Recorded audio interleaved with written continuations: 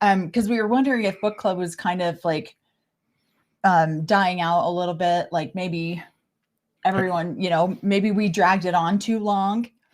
Haven't done it since I was a kid. So I don't know that I've ever done a book club. Well, I did a Book of Mormon book club once where we read the Book of Mormon in like 3 days. There I am loud. Here we coming on. There's Corey over there. So how is everybody doing on this week of Halloween Eve? Oh, woohoo. Hi, everyone. Let's see. Yeah, happy to be here. I love it. So we're going to do 33 through 36 today. And then next week, we'll finish off the book. And then I guess we'll take a survey from there and see who wants to do another book. But yeah, I was kind of wondering because our views for book club have dropped off significantly, which is fine. Like I everybody else has read the book. Yeah, Corey's like, it's because everybody's read the book and they've moved on. So I was like, oh shoot, maybe we dragged out book club too long. But yeah, I love it. Oh, somebody asked you.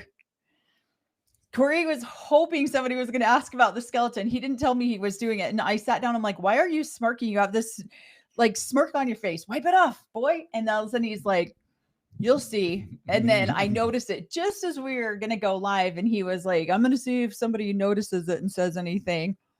What Robin's thinking. So what does it say? You got to read it so people can hear it. I don't know. Can't read it without my glasses. You old man. Yeah. Do I need to read it for you? Yeah, you do it. Oh my gosh. Because I read it poorly. It says, I know they can't see my tears, but I'm sad that Christine left with my paycheck and I can't live my fake version of polygamy anymore. I'm like, what the hell? Where did you come up with this? Out of the book. Yeah, well, she does say that in these chapters. She does say that Robin couldn't live her fake version of polygamy anymore. Yep. So we only did the 3 chapters because there's so much crammed into a couple of these chapters that we were laughing. We had to pause, and this is what is kind of we talk about a lot. We deconstruct a lot as we're going through it, and so yeah, it's funny because I know it's hard to read on this, so. Yeah, and we can't zoom our camera in or anything. It's just like there. But it was hilarious. I was laughing. He's got this little smirk on his face like he's so clever, and I have no idea what he's even doing. I'm sure it's just considered nefarious revelation.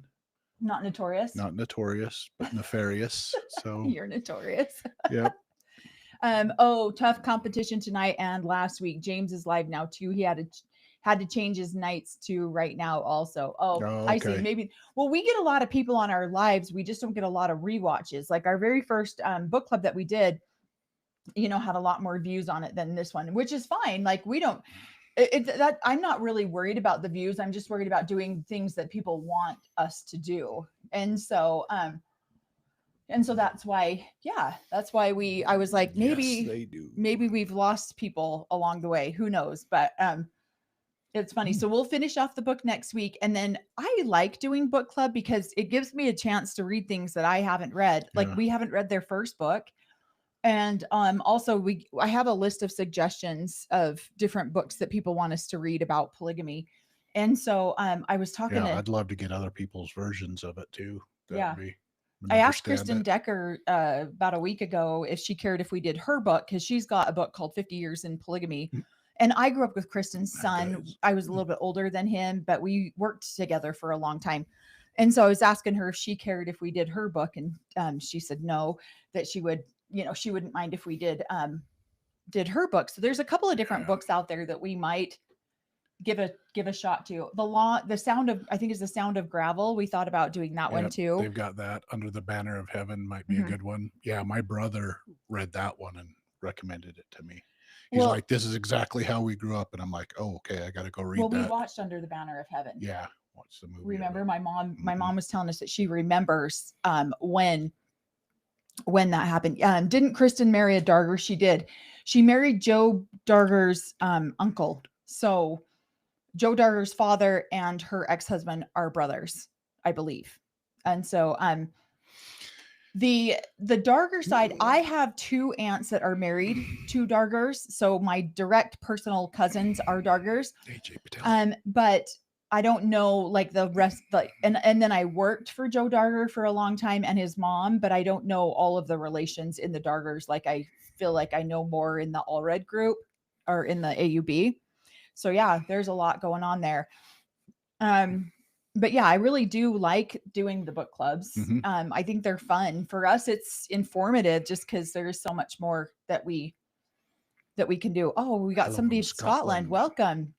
Oops, you shouldn't name drop. Oh, I shouldn't. Oh, did I name drop anybody? Or I guess just the Dargers. You just know everybody, and I don't know anybody within other than my family. I can't keep that information in my brain. Yeah. So she's always doing that too. It's this person. I'm like, I don't know. And then she does a whole, pedigree chart so that I know that I might know somebody within their pedigree chart. And I'm like, I still don't know who they are. Yeah. Someone says, do you know any of the Coonses or Kelches? Yeah, I know a ton of Coonses and Kelches. I grew up with Joe Darger's twin wives, Vicky and Val, and their younger sister so Vicky and Val are a few years older than me. And I know their younger sister. So yeah, I grew up with them, and then my mom had her health food store. So many people came into her health food store that we got to know. No, not you, Mel. Oh, she loves tea. She shouldn't name drop or something like that. Yeah. So yeah, I know a ton of Coonses, a ton of Kelches. Sweet. Ton. Yeah, Dargers are not AUB, but the two Dargers that married into our family, they raised their family in the AUB, and they actually were a member of the AUB. In fact, we went to a huge Darger party on Saturday night. Yeah, all the ones I know were a part of the AUB, might not be. Right. So yeah, Vicky and Valerie are Kelches. Yep, they are. And so yeah, and then we went to the big Darger party on Saturday night, and I was talking to one of my uncles who is Joe Darger's father's brother is my uncle too.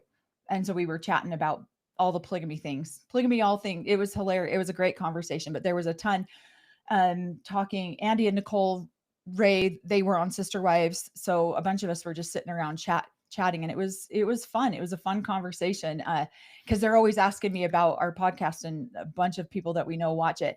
And I forget the people that we know watch it until all of a sudden they're like, oh, hey, I saw this on you guys talking about this. And I'm like, wait, what? And so I kind of forget about that. But let's see. Oh, is Katie on now? I was kind of waiting to see if she might jump on, kind of I think so. Yeah, seeing if we can. Let's see. Oh, gotcha. Okay.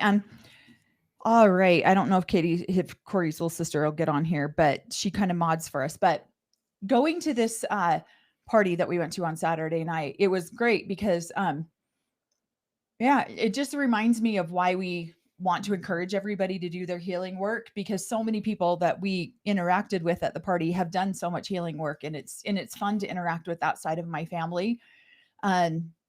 So it's fun to get to know some of the other Dargers because there's a lot of them I just don't know. And so, yeah, it's fun to interact with our family like that. And then also hear what people's opinions are about our channel. Cause sometimes we hear that a lot of people, I don't always upload our Sister Wives content to Spotify, but if we do something that's not Sister Wives, then I try to upload it to Spotify. So they thought we weren't actually even doing a channel anymore because of that. But so we definitely want to remind people to do their healing work, please, because it just benefits you. It benefits your family. And it's just, there's just so much. Everybody within your circle and yourself. So yeah. Somebody said, how was your son's wedding? Hope you all enjoyed yourself. It was beautiful. And if you don't follow us on any of our other social media channels, I have a link on our channel. You can follow us. I uploaded some of the photos from the wedding on Instagram.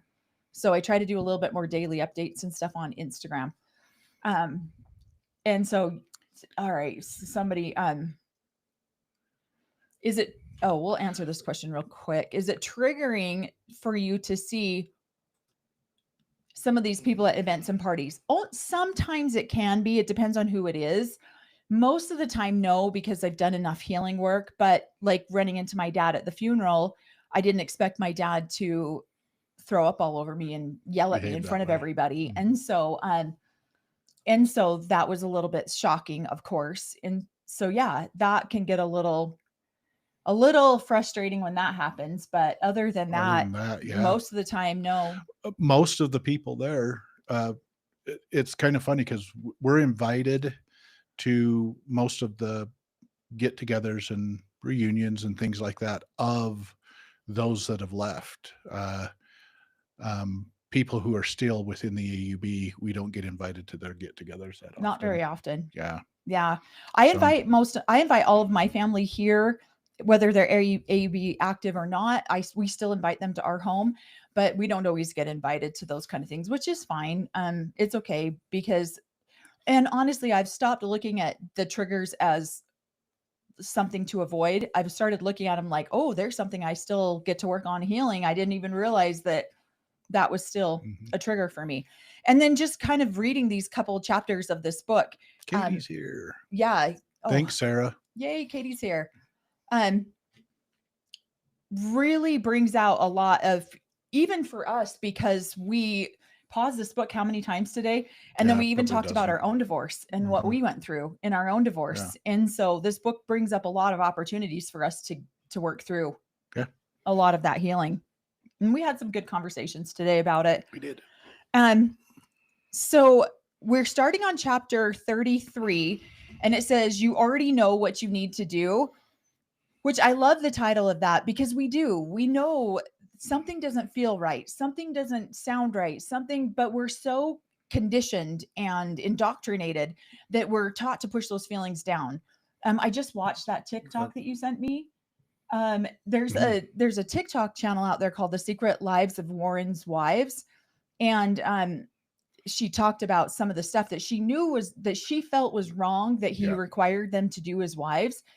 And it's like, but you're always taught to doubt and question your own inner knowing. You have to listen to what the priesthood leaders are saying or your priesthood head. Right. So you're like, wait a minute, that's wrong. That feels wrong based on what you guys taught us when we were kids.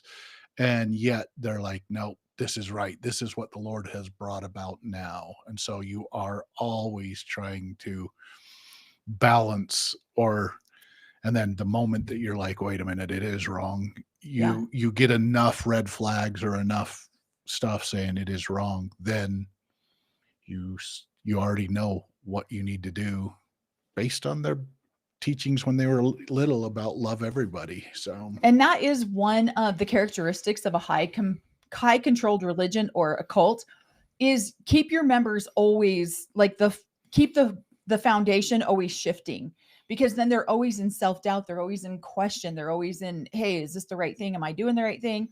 And so I feel like that is one of the main characteristics of a high demand religion.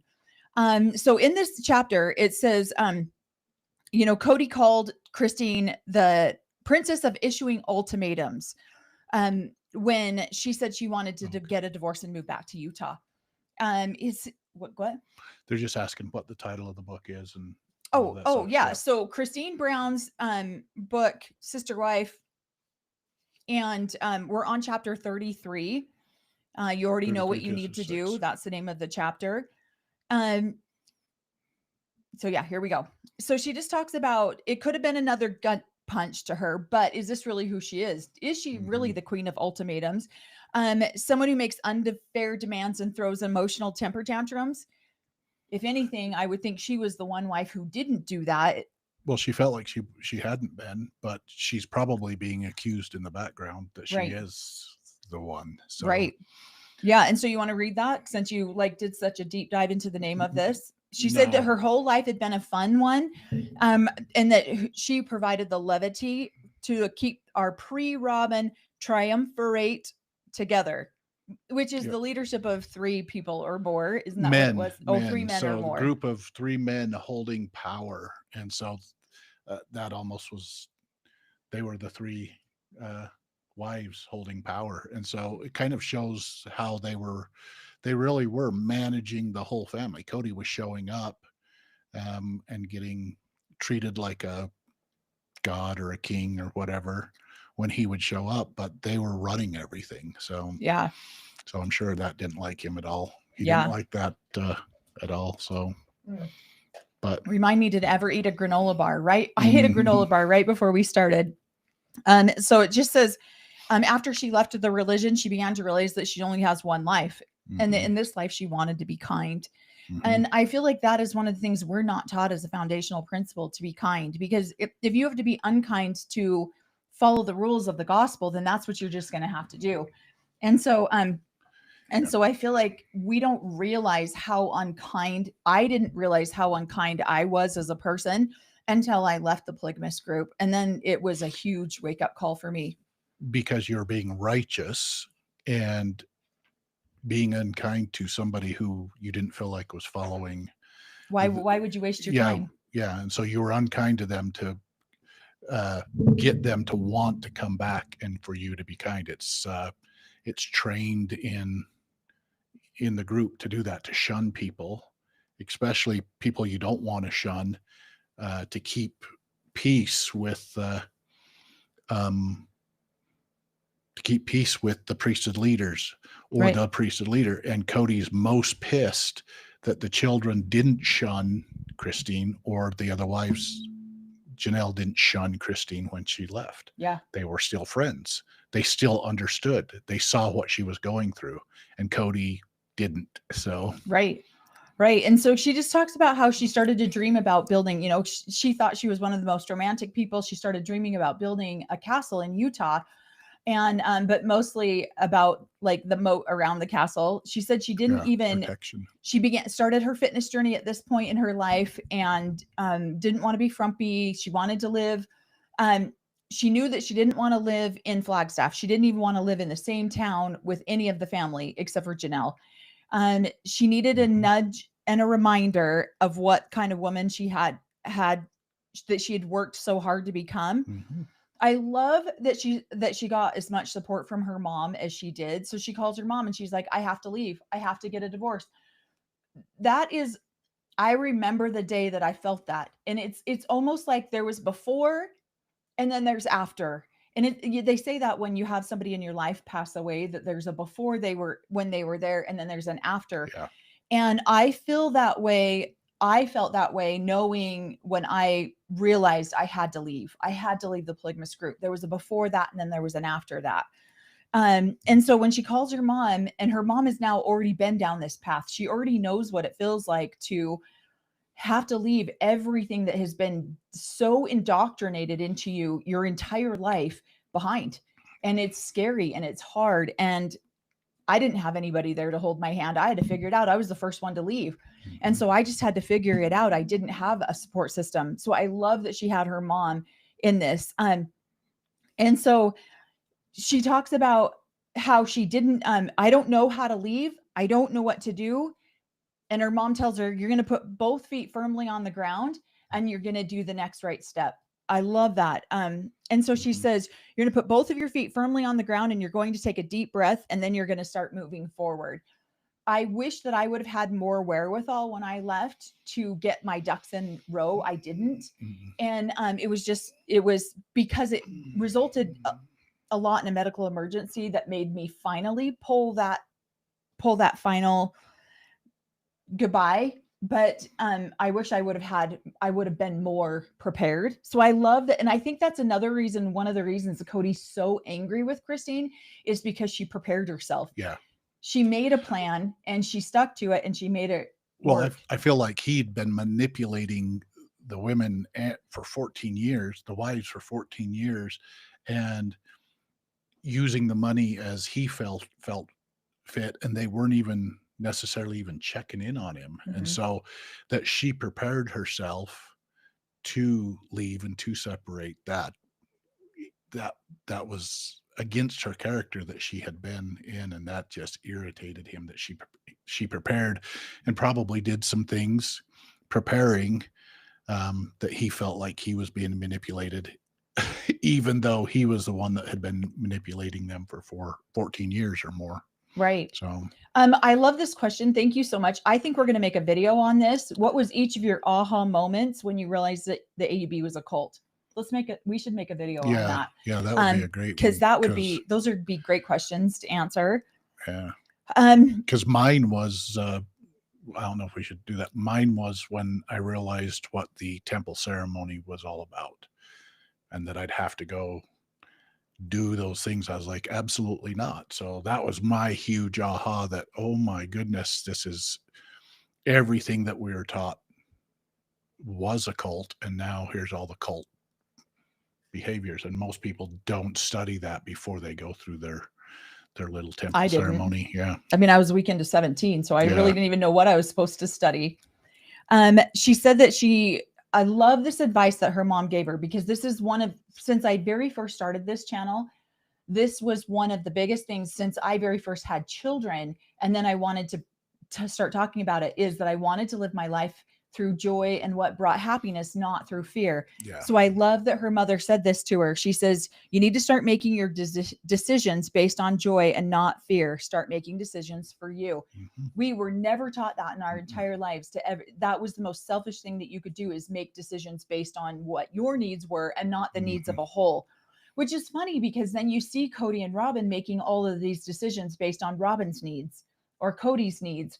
But there's some of us who genuinely believed that we should make our decisions. Every decision is based on fear and based on what everyone else around us needed. So I love that how supportive that her mom was of her. And she talks about here that she didn't know that her mom loved Cody, but not as her husband. Because her mom saw how selfish she was. She saw how self-centered or selfish Cody was and how self-centered and that's the sad part about it, is when we're out of a situation, then all of a sudden we can hear what people say. Mm-hmm. But when we're in it, we can't hear it.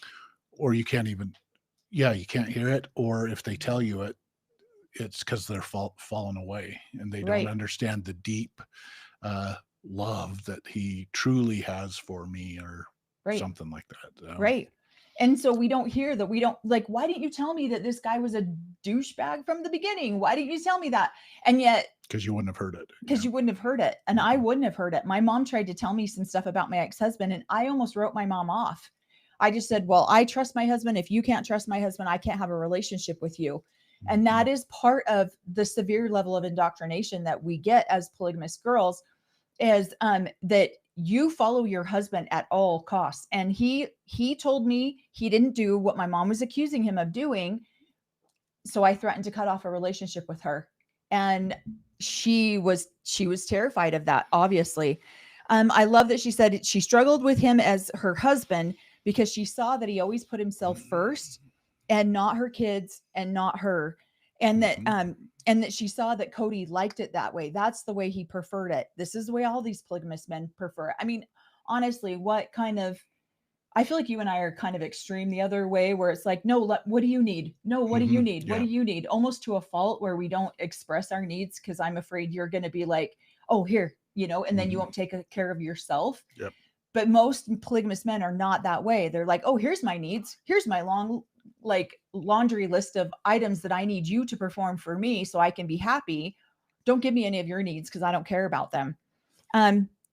She said she starts to go over her financial situation with her mom. She starts to go over all of these stuff. And her mom's like, that's manipulation. That's manipulation. That's manipulation.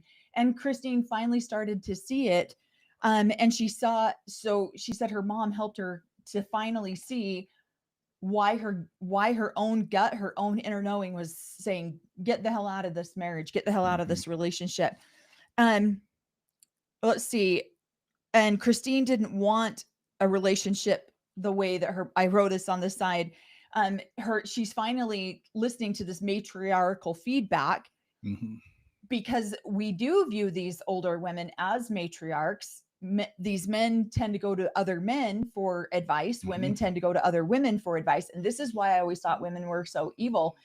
And this is why I've always struggled with women, because I watch these men abuse these women, and these women go to these matriarchs in the church, and the matriarchs tell them it's her fault. The matriarchs tell them to keep sweet. The matriarchs tell them that's not true. And so Christine knew she didn't want a relationship the way she saw towards the end her parents have. She wanted a relationship where she thought she was loved and adored, but she didn't want one but Robin had her mom to go to for matriarchal advice. Mary had Yeah. her mom to go to for matriarchal advice. And Janelle did as well, because they were all still good and faithful matriarchs in the AUB. And Christine didn't have this with her mom. Because she didn't trust her, because she had left polygamy. And so she didn't hear it. Yeah, she didn't want to hear necessarily. So right. It's amazing that she's all of a sudden, okay, now I would like to hear it. I'm in the same position. So right. In fact, I remember telling my mom one time when we were little, we were at it, we called it the Beth House. She was one of the biggest matriarchs in polygamy in the AUB. And her name was Beth Jessup. And we were at her house, and I was watching, I was probably 4 and I was watching 5 maybe. And I was watching a bunch of these women chit-chatting, and I thought they were, I was like horrified with how mean I thought these women were to each other. And my mom told me I misunderstood everything, that these women just loved each other and wanted to do what was best for each other. But I didn't see that as a small girl. I thought what they were saying and doing to each other was mean.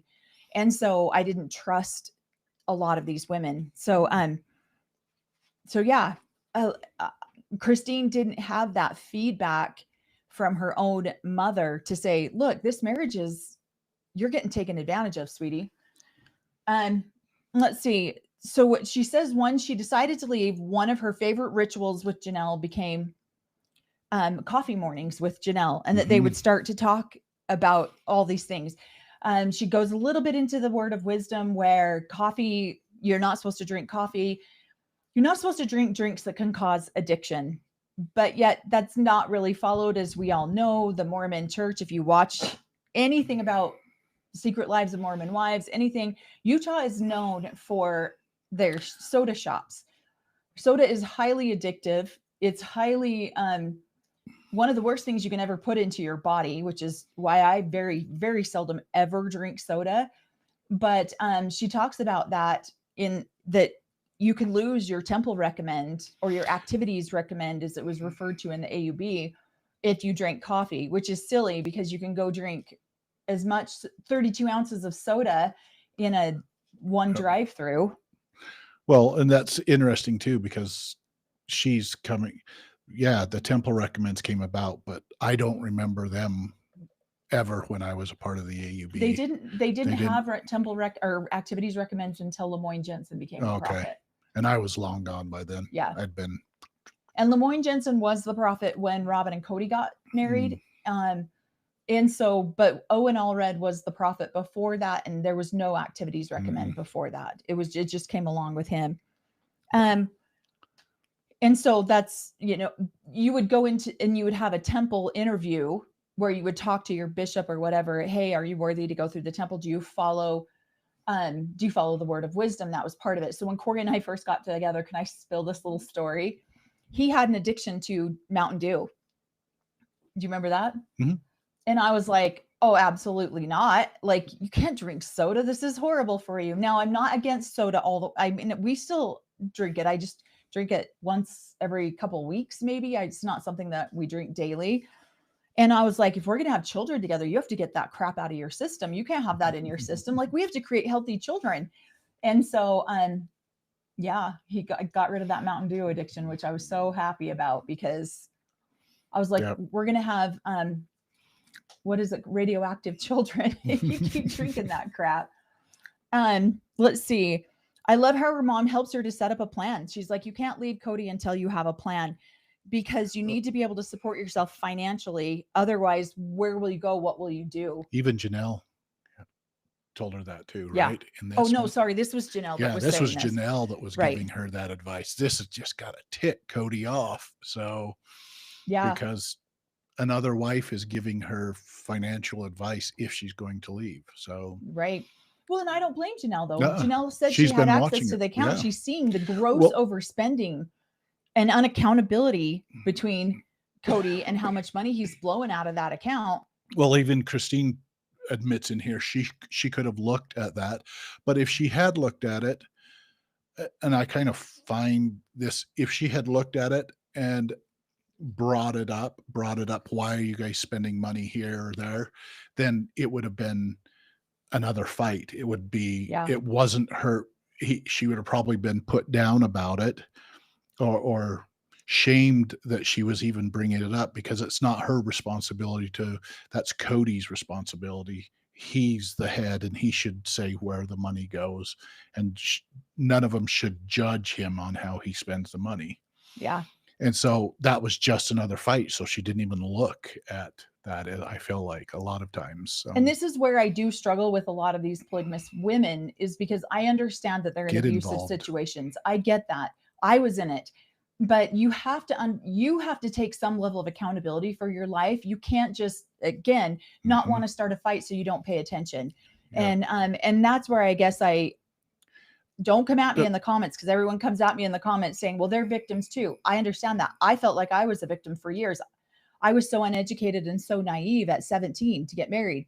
But I finally had to take a point where I had to take accountability and be proactive about my situation, because now I had 3 children and I had to get them out of there. And I feel like this is where Christine's at finally. Well, and it's even to this day. I mean, with Mary and Janelle now wanting to hold Cody accountable. Now how did he phrase them? They're nagging him. They're holding him accountable, and it's irritating to him. And so he's been able to spend. He's been able to get away with it. But the minute that they go, wait a minute, we have to do it. And I think Janelle, I'd love to read her book, but she didn't think that her and Cody were ever going to separate. And so she didn't prepare, even though she gave that advice to Christine. Hey, you're leaving. You should probably prepare.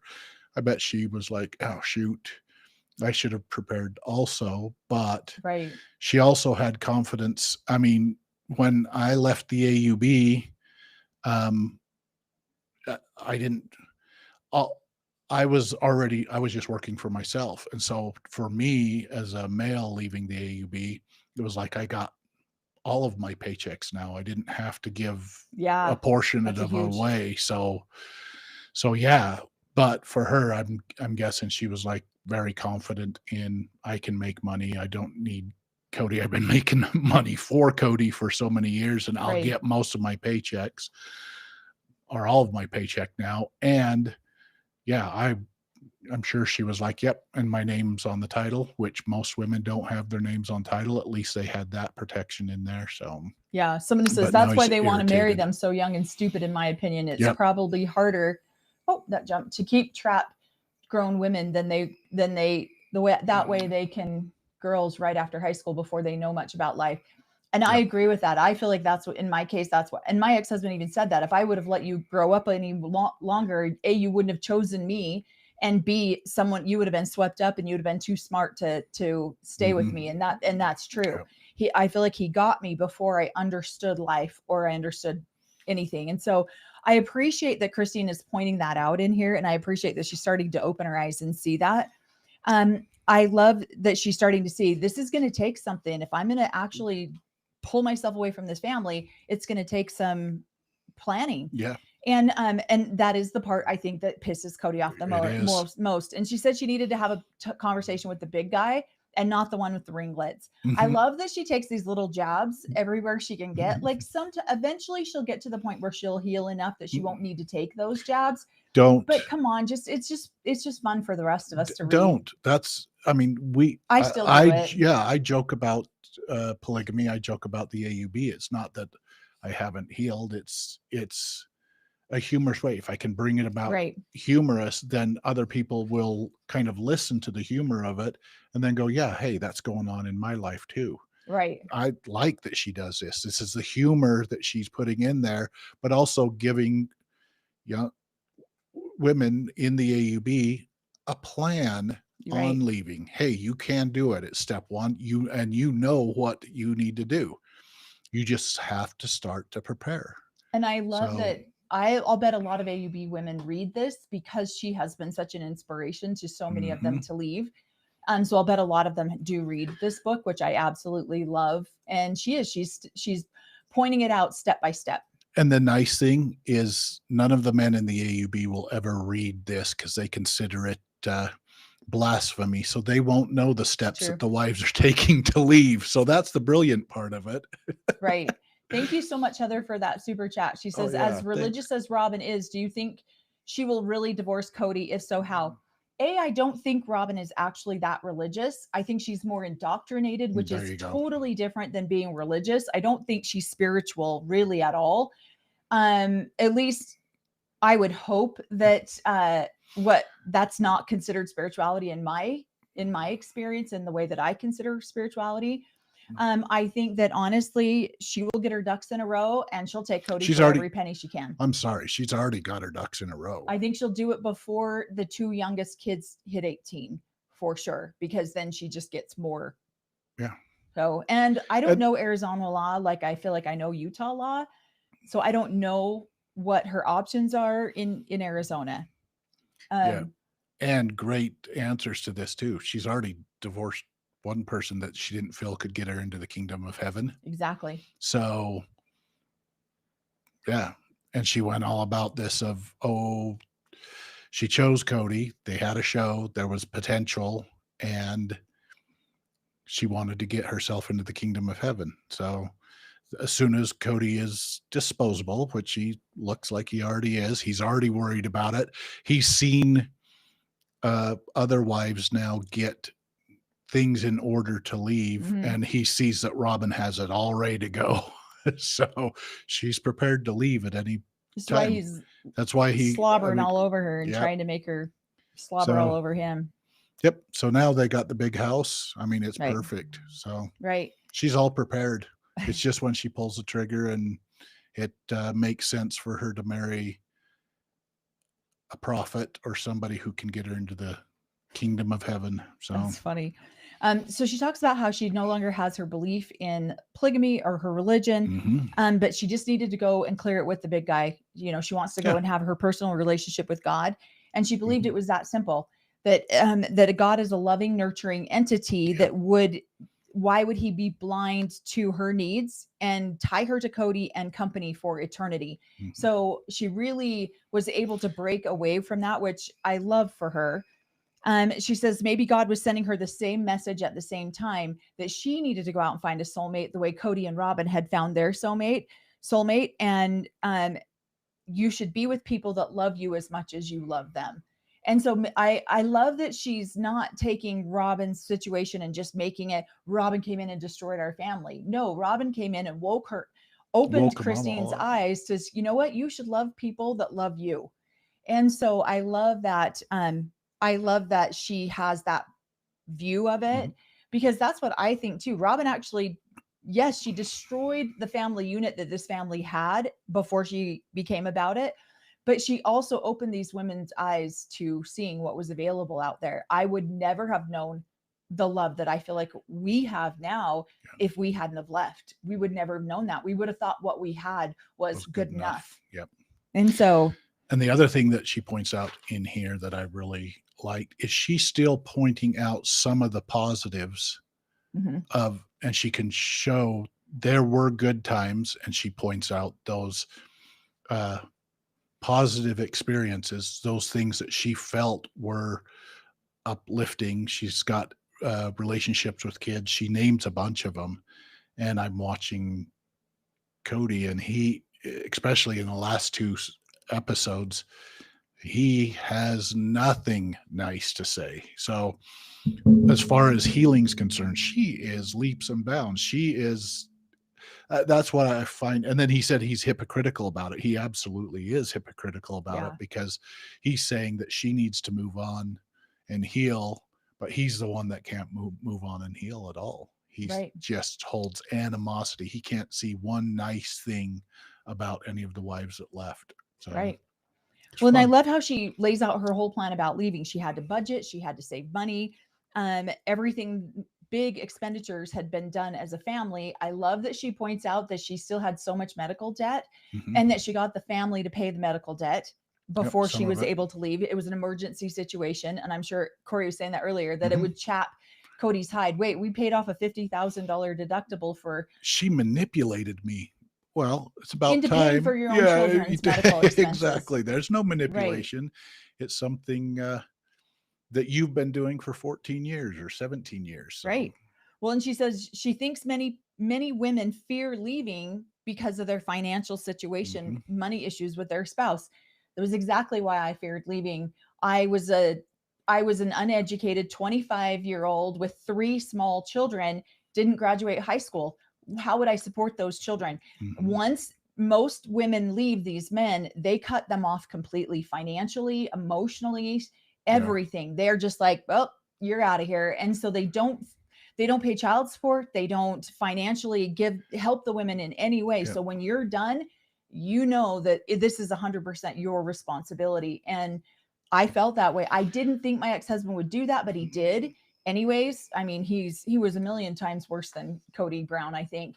But that is what holds these women in here, is because they don't think they have the financial resources. So I love that she's so descriptive about what she needed to do to get out of it. Let's see. She says polygamous marriages are tough because there's no documentation. So you can't really go in there. And with Utah, you do have to establish paternity first. I did not legally marry my husband and my ex-husband. And so I had to go through all of that too, establishing paternity, doing all of that in order to make him, or, cause him to pay child support. He actually became like the number 2 or number 3 for back-up child support in the state of Utah, because he was refusing to pay me $1. But yeah, so she talks about how she's going to split up the properties, and Cody is like, yeah, you have to split everything with me 50-50. And she's like, yeah, no, I don't. And she didn't even have to, she was so gracious. She should never have given up her portion of Coyote Pass. She should have taken her own home, everything on her home, and taken Coyote Pass.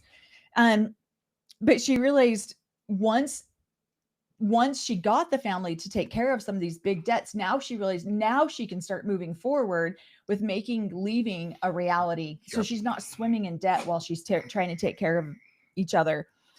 She says with each step that she took, she found peace and security. And she was always trying to find that peace and security within her family, but it was always eluding her. And again, this is where I know I'm so hard on the women in polygamy, and I am, because I was that person for so long. I've watched my mother be that person, because they don't want to, what's the best way to put it? They don't want to know until they have to know. And then it's too late. And it's like, you should have, but they don't want to rock the boat. They don't want to cause problems by asking for financial accountability. But that is one of the number one characteristics of a high controlled religion, aka a cult, is that there is no financial accountability at the top. And it's the same in the individual families. There's no financial accountability. I mean, here Cody he wants to stop paying tithing to the AUB. He doesn't know where his tithing money goes, but he still wants his wives to pay into him. She said she felt calm and ready to go, as even though her future was insecure. She said the conversations with her mom and Janelle are what actually got her there. She said she didn't know that it would feel so great to live her life for herself and for her children. That it wasn't her her entire life was all about this big picture family. And that's what's disgusting to me, is that she's now just finding this out how many years after Robin met. And Cody and Robin had been living for themselves. They'd been pulling money out of the financial account for how many years? And she's now just figuring out what that means to live for yourself. And so I think it's awesome. The part that I love the most, this is actually what got our account. People started to see us. My first viral video came out. She said she sold her bedroom set, and she did not need to bring that bad juju into a new place. Her and Cody had bought this bedroom set together. That was my very first video to hit 1 million views. I did a video on bedroom sets and how important they are to polygamous women. And so when I read that, I thought it was so hilarious, because it was just a stupid we were laying in bed, and Robin and Cody had listed their house for sale, and people were just slamming Robin's choice of bedroom sets. And I was like, well, that's kind of a big, huge. Yeah. In the religion. So I made a video about it with no makeup on, terrible lighting, because we were in bed, and I turned on the bedroom lamp next to the bed, sat up and made a video, and hit over 1 million views. I think it's like close to 1.5 million views, which is awesome, because that's how people even started to find out about our channel. And so she really reiterates in here how important bedroom sets are to polygamous women, because it's your only piece of furniture that is intimately connecting you and your husband. The rest of the furniture is like, he doesn't care. It's yours. Figure it out. Or he tells you what you're going to do. Or within a polygamous family that's all living in the same house, it's communal property. Mm-hmm. So this is the only property really that's theirs. Yeah. So yeah, and it's all communal. Let's see. It says she needed to figure out how to tell her whole family because she didn't want her family to find out on the internet, just like they have recently found out Cody and Robin were selling their house and moving. I think that's such a crappy way to find out things about your family is on the internet. Go ahead. Like we do to our family all the time on our videos. No, she was trying to be courteous, especially I think she mostly did it to be courteous. And she says in here, she was doing it courteous to the fans, but also all of the kids. She'd had that conversation with the kids, but felt like that she'd let everybody know. Yeah. So it's just a courteous thing to do. So that they weren't surprised to see it on TV. So. Right. And then she talks about all of the stuff that she's got to get rid of. She wants to get everything into one U-Haul in order to take it to Utah. And she talks about this whole picture collection that they had. And I saw that picture collection on one of the videos that they did. Yeah. And it's Corey's favorite picture collection. So we actually have that picture collection in our bedroom. And so I thought it was funny because her and Cody, we're actually missing one of the three. Mm-hmm. It's a set of 3 pictures. So I thought that was funny when she talked about, because she loves the picture collection. We love the picture. But she talked about getting rid of that because it just, memories. She didn't want to have to try so hard. She's making new memories. Yep. Right. And we just recently remodeled our bedroom. And so, yeah, we haven't even hung up everything because we're like, when we got back together after our divorce, we decided to remodel our bedroom. And we haven't put some of the stuff back up that maybe was a little bit more painful. Let's see. She talks about how they'd already laid out some of their cards on the table about how this relationship was going to be separated. She tells Cody, this is what's happening. And and I love, she reiterates this like 3 or 4 times. Instead of him being sad or like, hey, could we talk to a therapist? Or what about our kids? His response is, well, this is my house. That's what he cared about. Mm-hmm. How many polygamous men, that's what they care about. They care about money and that's it. Well, their kingdom. And is she going to leave and take a part of his magical kingdom? Yeah. So, yeah. The other part that I was going to say in here, this is probably the first time ever that Christine has brought a bill for the first time and put it on the counter and say, hey, because as a wife working in or helping raise the kids and stuff, most of the bills are running the household, things like that. The only thing that she's going and asking money for, maybe some clothes for her kids, but food money. She was in charge of doing food and things like that. And she probably didn't have bills outside of their polygamous family, because to go and get in debt, she would have to ask permission from her priesthood head to do that. And it would probably be his decision to go, yeah, let's get in debt on here or what have you. But now she's getting in debt for her children, for their children. And this is her first time putting that bill on the table, and with the medical bill, medical debt we were talking about earlier. And now he's super irritated that he even paid that. So because I had forgotten you wanted to make sure you mentioned that. He's like, all of a sudden Christine pulled a Robin and said, here's medical debt. What do you want me to do with it? Where do you want me to pay for it? Yep. Yeah. So she talked about how first time in 10 years that she's probably done that. Right. And that's just irritating to him. He'll do that for Robin, but not for Christine. Right. So, well, she talks about how her house was not his house. She paid all the bills. She did everything. She did all the repairs. She made all the house payments. That he had items in the house that he would come to visit from time to time. I thought that was such a great way to put it. And she was blown away that his concern was more about the house than it was about the children and what would happen with the children. And that she would find a boyfriend that would come and take all of his money. So we did see that episode, and both of us were just like, you've got to be kidding me. Mm-hmm. Like, you found a mistress that came in and took all your money. Is that what you're saying? So yeah, he wasn't a worried. sacred cow. He found a sacred cow that There came you in go. and blew through all of his money. She talked about how he wasn't really concerned about Truly. Isabel was graduating that year, but Truly was still 12 and needed a father. She said that she felt.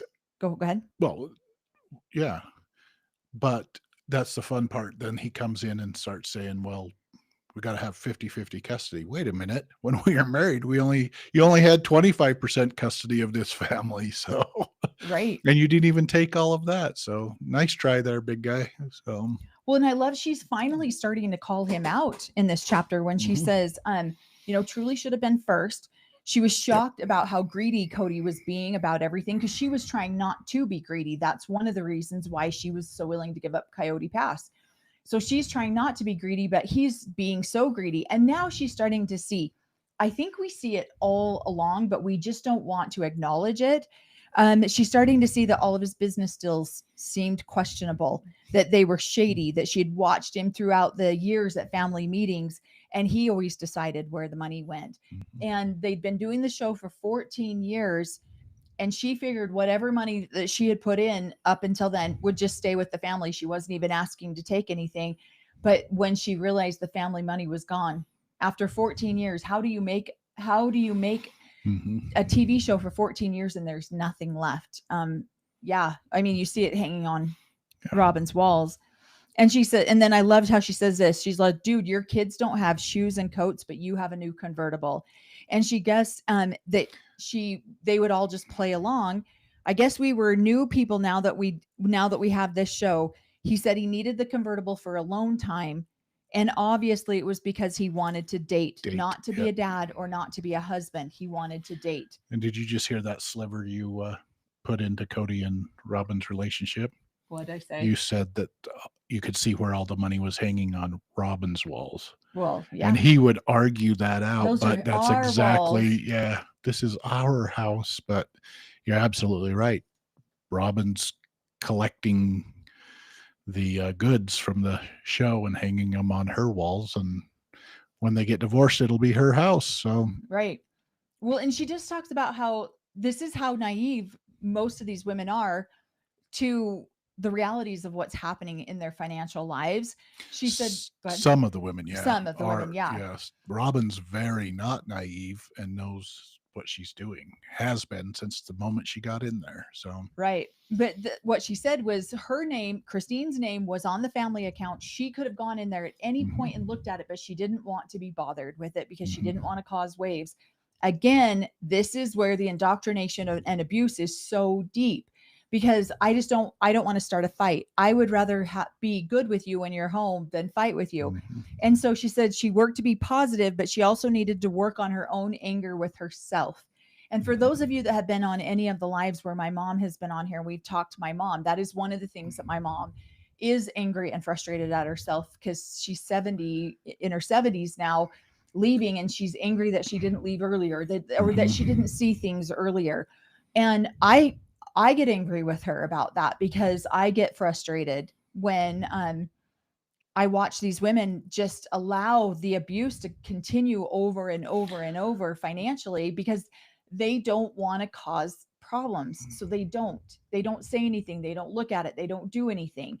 And it's hard. It's hard because I've been telling, I've been in real estate now for 25 years and almost 26 years. And I've been telling my mom for years to do something about it. And she chose not to. And I'm not here to shame my mom, but there is a lot of anger and frustration that these women have towards themselves after they get out, because they know they should have done something different and they chose not to. Good night, Scotland. Yeah. She said it's humiliating to her. She feels ashamed. There's a lot of shame and a lot of humiliation when people start to realize, shoot, I should have done better. I should have paid more attention. Yep. She talks about there had been expert level gaslighting. She's gaslighted herself. Cody and Robin have gaslighted them. The whole family. Right. Yep. So she says, we weren't loving. So she talks about all the different ways that Cody points out. Cody had a lot of words that he used.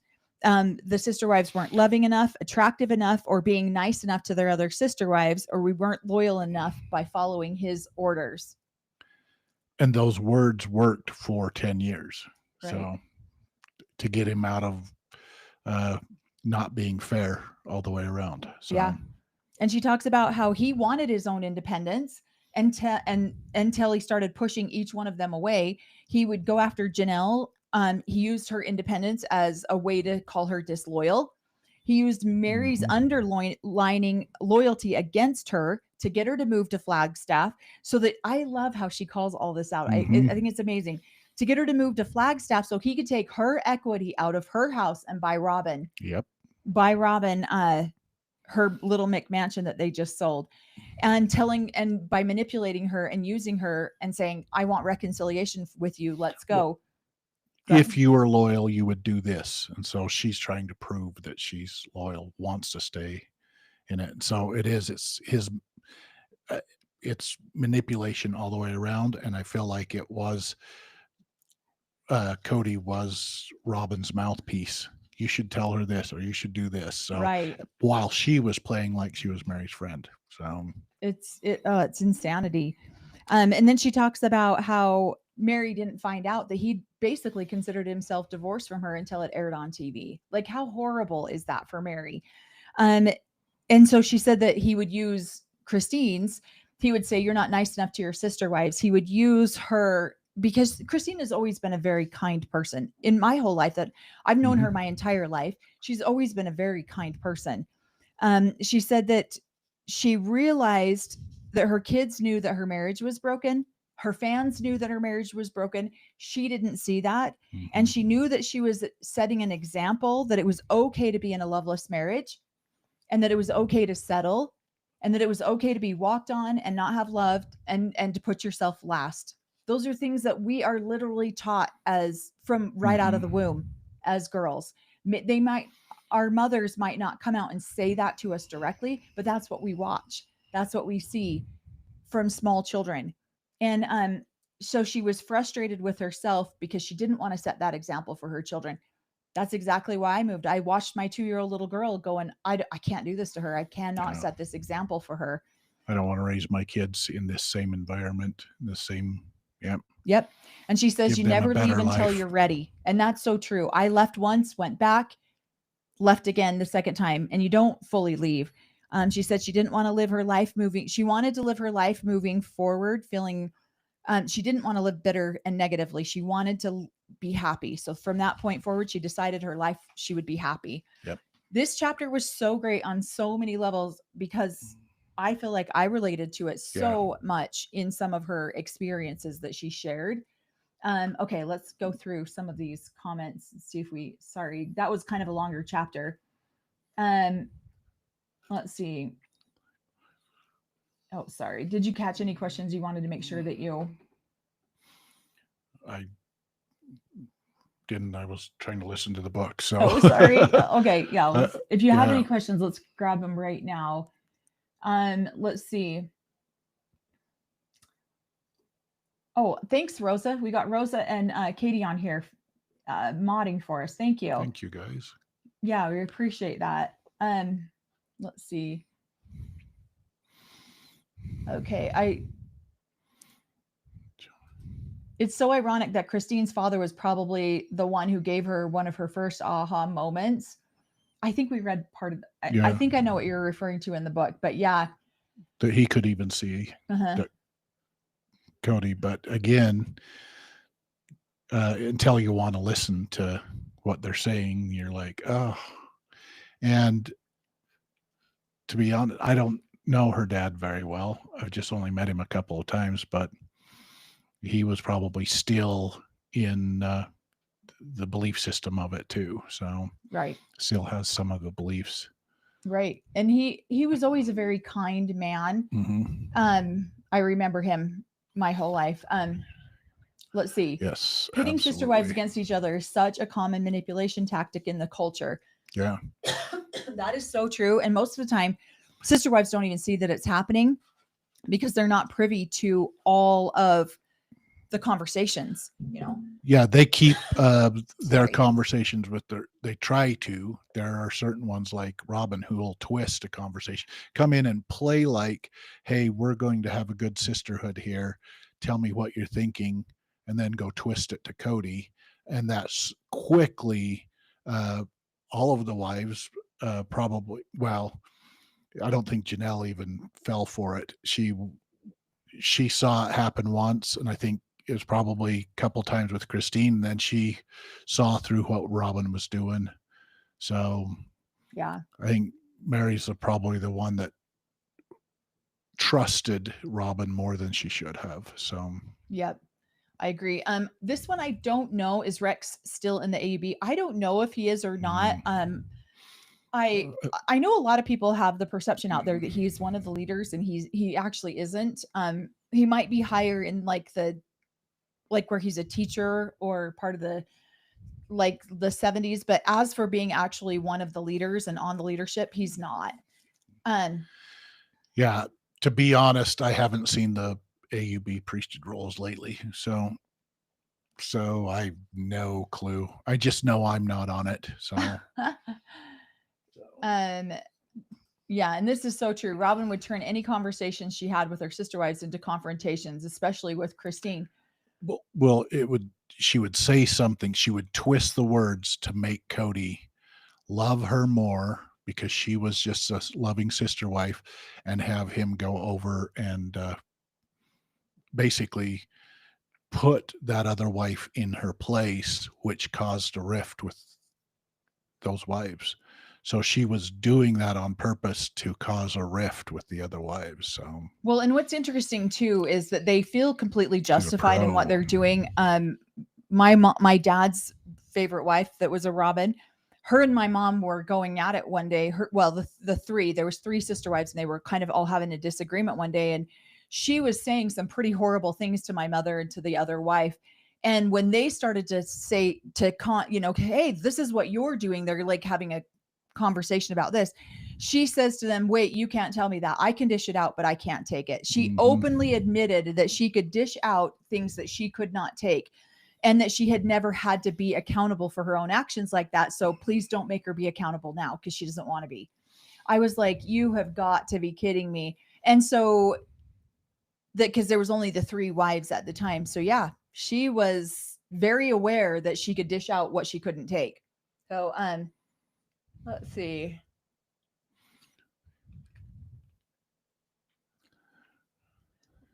Oh, I missed that. Yeah, she did do the same thing with the kids. Absolutely. So that's why none of the kids trust her.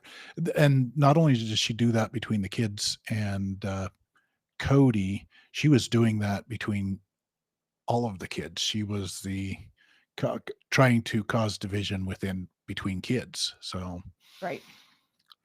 Yeah. Well, and okay, so I missed this question. Kelly asked a question. I kind of want. Sorry, I forgot to slow down the question, so I didn't. Okay, FLDS reassigns wives when the men are deemed unworthy. How often does this happen in the AUB and other fun mo groups? I wanted to answer that because I see Rosa's response. Rosa says the AUB direct reassign that way. It's always the woman's choice. And I agree with what Rosa's saying here. But there are some people who are reassigned to new wives or to new husbands. When a husband, let's say we knew one that left like 12 wives. He just up and banded 12 wives, 96 children. And those wives were given choices of who they wanted to be reassigned to. My dad got one of them. And so that is common. And it's not that they're reassigned. They do have a choice, but it's highly suggested. Yeah. So they had a choice. They said, hey, this man's family kind of looks good. Let's ask about it. But it is up to the priesthood leader to approve it. And if the priesthood leader goes, wait a minute, I'll put my name in the ring too. And then the woman has a choice. Okay, there's 2 or 3 families I probably could go into, but if the priesthood leader has to approve it and he's put his name on the list, he's shown interest, do I turn down the priesthood leader? maybe, or do I? So yeah. Yep. Why was your mom's Is there a sister wife choice? so much more favored? Younger, cuter, richer, what? She was royalty. She was polygamous royalty. There's not really polygamous royalty. So when Cody said that, you hear Christine go, what? But there are people who are in leadership and their children are favored to some degree too. Yep. And I had mentioned earlier about, one of the matriarchs was one of the primary founders of the AUB, and she's a direct descendant of that woman. So yeah, her father was a council member. Mm-hmm. Her father was a leader. And how long after she married into the family did your dad become a council member? Oh gosh, not until I was 19. I was 19 when he. But it was a good marriage. Yeah, I was 3 when she came into our family. Then if you got somebody in the leadership who's your father-in-law, he might. Yeah, then you have a good word. So yes, people don't necessarily marry for polygamous royalty, but it doesn't. It could get you a good leadership position. It could get you in leadership. Yep. Yeah. Yep. I could be in a good leadership position if Melanie hadn't upset her dad. I probably could sneak back in there and become a council member or something. Yeah. And that's a great, there's a lot of that kind of soft control in the AUB, Mm-hmm. highly suggestive coercion. Yes, absolutely.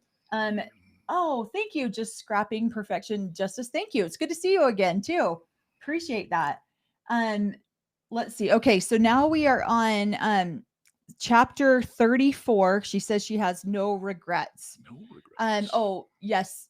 So we'll just put this one up here. Yes, this is who I'm talking about, Beth Allred Jessup.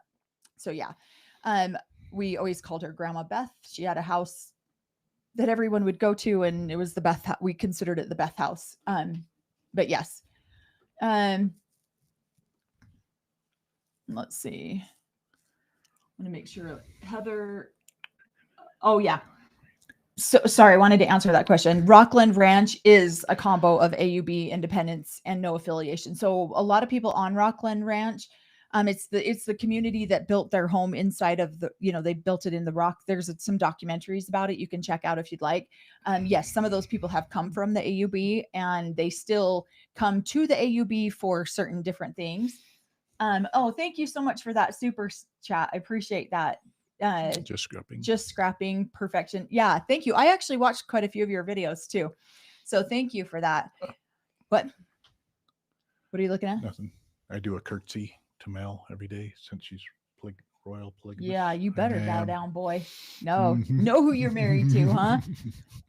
Okay, so she talks about her morning coffee ritual. It's funny, we love coffee. Some of us love it too much, and it causes he wants to convince the doctor that it's because he has a wife that is stressful, but I'm like, no, he drinks 10 cups of coffee a day. It's not me. So, but yeah, I love the way she talks about, in this one, she has no regrets, right? She says, I think polygamy can cause a person to be too much in her head, worried about too many different relationships. Do the wives like me? Do they like Cody? Do they like him too much? Does he like me? If he doesn't like me, will he just go to another wife's house? I have so many girlfriends that I grew up with that I literally have heard these exact conversations. They will drive themselves insane with these types of questions all the time. And I have aunts who I have talked to who are going into relationships, and it's a constant question in your mind. What did he mean by this? What did he mean? What did she mean by this? It's a constant overanalyzation. And if you are analytical in any way, like we both are, then it can literally drive you insane. And so she just says, Janelle says, whoa, back up. Polygamy is why you're strong, and it's why you're going to be able to leave. You're the most you are the more independent than a lot of women because you lived polygamy. And again, this is what we've talked about in the past, where these women just don't see how strong they are. They don't see that they've been independent. They don't see that they're raising children by themselves. I mean, they feel it because there's no way that they don't feel it, but they don't see that they are basically single parents because it's constantly drilled into our heads all the time. You need a priesthood head. You need a priesthood head. You need a priesthood head. And so you've always are having this reminder that what if something goes wrong and you need a priesthood blessing and you can't get one because now you don't have a priesthood leader and your property, and you need to be corralled in like cattle. That was another video that got a ton of views, was women are property in the AUB. Then she flips the script and says, on the other hand, she doesn't know if Cody ever had to worry about it. I don't think he did. I think we're seeing Cody worry about it now in this season 20. He's pathetic. Like, dude, pull up your big boy pants and shut up. We don't want to hear how you're concerned about Robin being disappointed in you, or if you're enough for Robin. You're not. We all know you're not. We all know as soon as she gets, here I go on a tangent. Sorry. He gets to feel what these women have been feeling for 20 years. Exactly. Right. And so he never had to worry about if he was enough, or if any of the wives. And she says she believes polygamy makes guys lazy and the women work harder. 100%. Why would he dump effort into you and your relationship when he can just go over here because she wants to spend time with him, and you need to figure out your problems? Yeah, he's the one reading Sacred Loneliness now for himself. Yeah. See how he can deal with it. That fool we're watching him on TV right now be over here going, am I enough? Am I a disappointment? Could you be a monogamist me, Robin? Now we're watching this fool and his level of insecurities pop up, and he deserves it. I don't even feel sorry for him. Oh, and I watch it too. My mom finally got spicy with my dad and decides to leave, and he tells her, what's wrong with you? Now he thinks she's possessed and has evil spirits that follow her. And that's the only reason that she left, is because she's possessed with evil spirits. And then tells her he just wants his sweet wife back. Where'd she go? My mom's response was perfect. Well, you beat that bitch out of me. So I don't know if she said it exactly like that. She'll tell me later. She doesn't use that word. She doesn't. Well, sometimes. Okay. Heather asks, thank you for that super chat. She says, why do these groups split off? The biggest reason that they do split off from each other, and we're going to do a video on this. We actually have a flow chart that shows where the groups are and why and who, and because a lot of times if you get a best buddy that has now become the leader because you are best buddies, not because God said, here's the next leader, it's more because you're buddies, then people don't believe that. And they're like, wait, this guy's not the leader. There's no way he could be the leader. And then you get leaders like the last one before my dad, who were accused of abusing, sexually abusing their daughters, and he prays to God, and God tells him, don't worry about it, dude, you're totally fine. You don't need to be accountable about that. That never happened. So that's where they start to start to split off. It is. It's a combination of, to be honest, confusion on when a prophet dies and doesn't tell everybody who the next prophet is, there's confusion. And so couple of them groups will go, well, I think this is the next prophet, or this is the next prophet. Or if a priesthood leader or prophet all of a sudden gets a new revelation or a new shift, and other people are like, yeah, that does not seem to be coming from God. And then they'll switch off. So yeah, I'd say a combination of every time there's a new prophet, that's what happens. There's a huge split. The AUB started that way too. The AUB and the FLDS were at one point one group. Even the Kingstons, they were all part of one group. And but some of the men thought that Rulon Allred was supposed to be the leader. Others of them thought Leroy Johnson was supposed to be the leader. So Leroy Johnson took the FLDS. This is 2 prophets before Warren Jeffs. And so Leroy Johnson took over the FLDS, and Rulon Allred took over the AUB. Yeah. And that was a huge split back in the day. So that's why it's always, that's why Erva LeBaron was out on a murder spree, if you've watched Daughters of the Cult, because people weren't, that he was arguing people's authority. So it's all over. They're always measuring each other's priesthood. And sometimes it can come out a little short and a little small. And so that's where you get these split offs. Yep. Hopefully that makes sense. That was kind of a There's hundreds and hundreds of them. Right. So Right.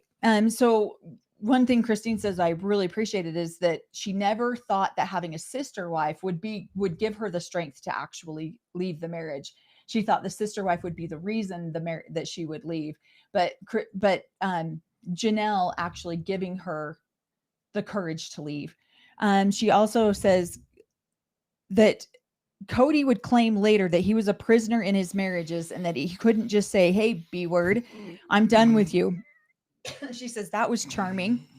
But when she told him that she was leaving, he immediately started talking about money, not truly, and not losing her. She reiterates this point numerous times in the book, really trying to get her point out there that, look, Cody really only cared about the money all along. And then she goes into the story about how Cody was originally on her home loan and that he needed to get off of her home loan so that he could help Robin. But she thought that he was concerned because then he's like, well, then you need an asset. You need something. So she was like, I'll take that. We're such beaten down women that we'll take any little scrap thinking that it's a sign of affection. And so here she's like, oh, he really loves me. He wants to make sure I'm okay.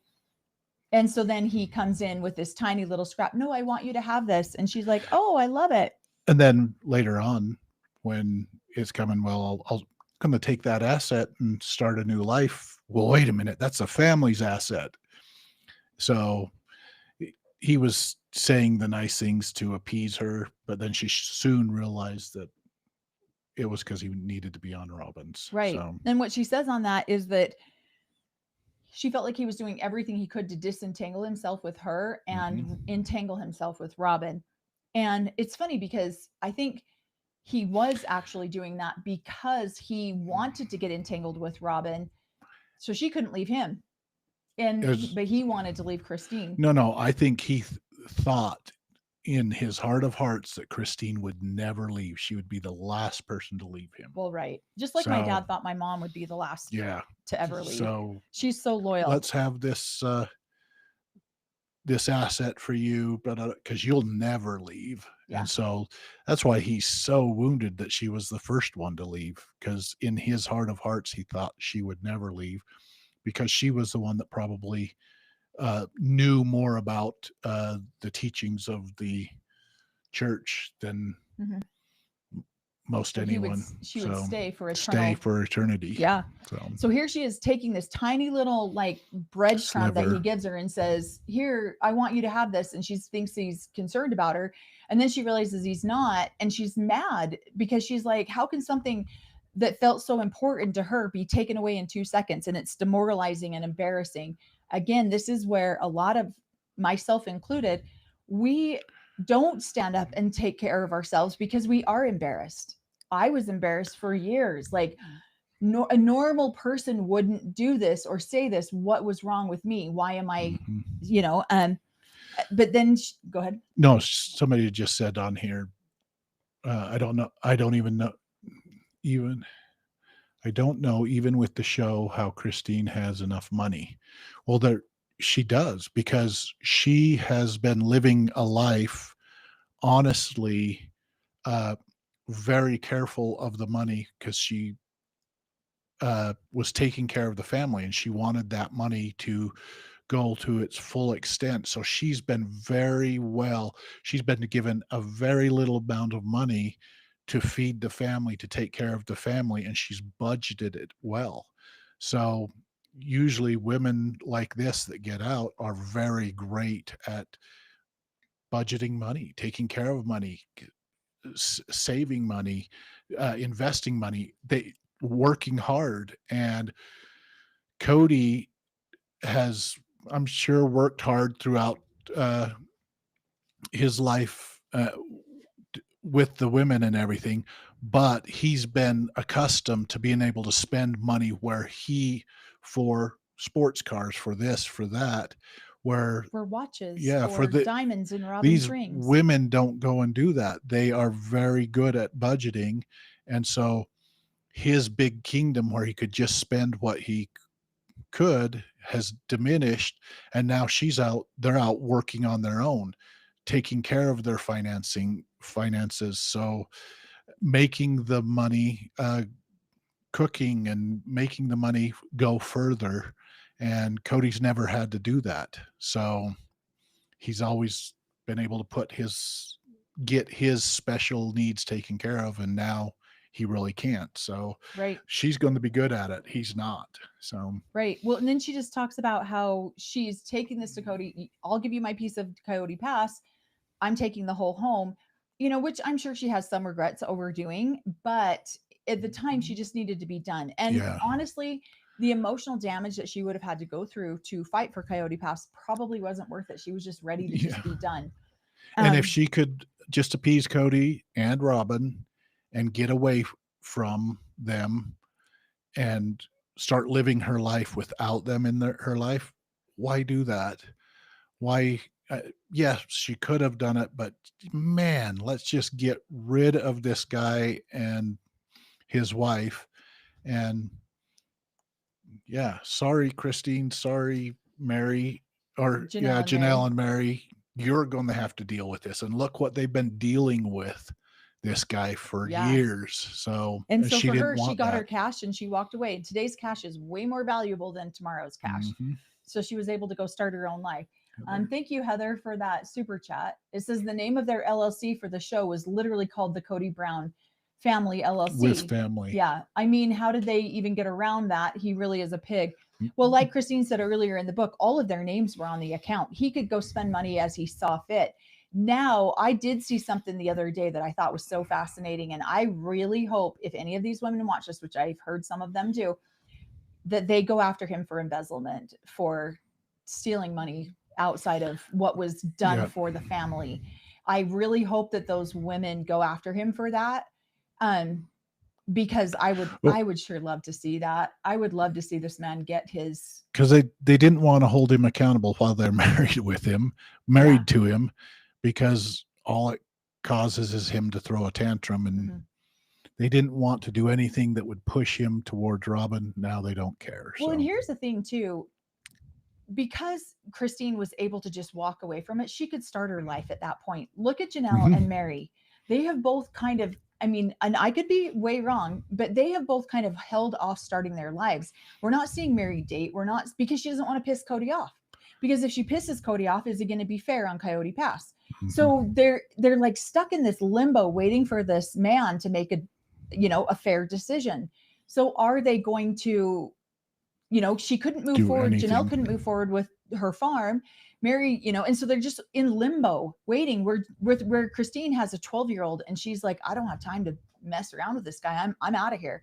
And so mental sanity can be worth way more than any dollar amount. But now that it's over, she should go back and sue him for the family fund, for embezzlement on the LLC. I think that'd be amazing. And before they left, they were taking all the paychecks were going into the one pot, and they were just taking out what they needed.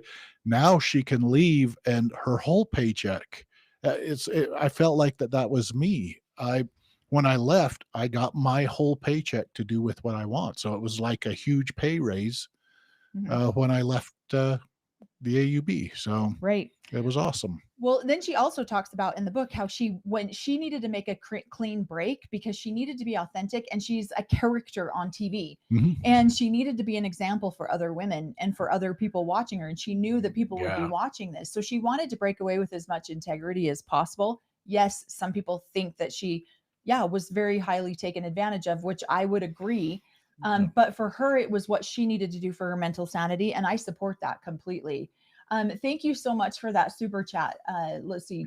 The Queen. I can't read it. The Bee Queen. Thank you so much. Then she talks to Cody about, hey, we're going to need to go tell our producer, Tim, about this now, because we're so new to the show. We don't know who Tim is yet. We don't know a lot about Tim. We don't know a lot about the family's relationship with Tim other than what we're reading in the book. But Cody says to her, why do I need to go? You're the one who is leaving. And so now all of a sudden he wants zero responsibility about anything. Nope. You figure it out. You're leaving. She said that Tim cried when they told him about it. Had more emotion than Cody. Had more emotion about it. Was more connected to the family than Cody even was. So. Right. She said that she felt like Tim genuinely cared about the family. She said that they were told at the very beginning when they agreed to do reality television, that reality television families tend to break up. And she says, nah, that's not going to happen to us. And here they are. I've gotten this question a million times. And yes, I think if they would have stayed, if they never would have done the show and stayed in the AUB, would they still be together? I think so. I 100% think so, because these women would have never saw what was available to them outside of what the AUB offers. They would have stayed in Utah. They would have been miserable as hell. And they would be my mom leaving at 70 years old. Yeah. And so I think they might absolutely not have. Would have stayed. They might, but for a long time. Yeah. It shortened the time that they would have stayed, probably. Right. So. Right. So she says then after that happened, COVID, she said Tim stayed on for another few years. But then after she got all these ducks in a row, made all the announcements who she needed to make, she started planning Isabel's graduation party. She said Robin still didn't feel comfortable having family events. I love that she points it like that, because they're not Cody's rules. We all know that they're not. That's a bunch of bull crap. It really was. That they really were Robin's. And so she ended up having Isabel's party outside. She ends up singing. I think we heard that. I mean, I love Christine, but yeah, that was, and it could have been the wind, it could have been the editing, but that was not the greatest song. And she remembers thinking that this is going to probably be one of the last things she does with the kids, if ever. Yeah. What'd you have? Well, and mine on this one is she did say that she wanted to serve an example for so many. That's other women, especially a lot of women in the AUB or in these societies, that, hey, you can, and these are the steps of it. And so that her leaving Cody does serve an example. Yeah. Of, if you're dealing with a lot of this stuff, wake up, and these are the ways to leave. Like I said before, these men will never read this book, and so they don't even know what those steps are. So right. Oh, thank you so much. Another live. I hope your mom can begin to feel proud of herself and know that she and you, Melanie, are so inspiring to other women who are stuck in abusive relationships. Thank you. And I have a strong belief that energy flows from the top down. And so when we heal, our children heal. When we do things, our children see that. And I've encouraged my mom for years, Mom, please, my mom has 7 girls, 4 boys, 7 girls. And I tell her all the time, when you heal, your girls will heal. And so if you can't at this point in your life do this for yourself, start doing it for them. And eventually it will become for yourself too. And so I'm telling her this all the time. And so I'm so proud of her that she has gotten to the point, because it's been hard watching her go through leaving. I mean, we're reading Christine go through it. It's not an easy process, especially when you have been indoctrinated from, 70 years of your life. And so, and it's been hard on her girls. It's been hard on a lot of them to watch my mom go through some of these things, but I'm starting to see some of the healing go on with some of her girls.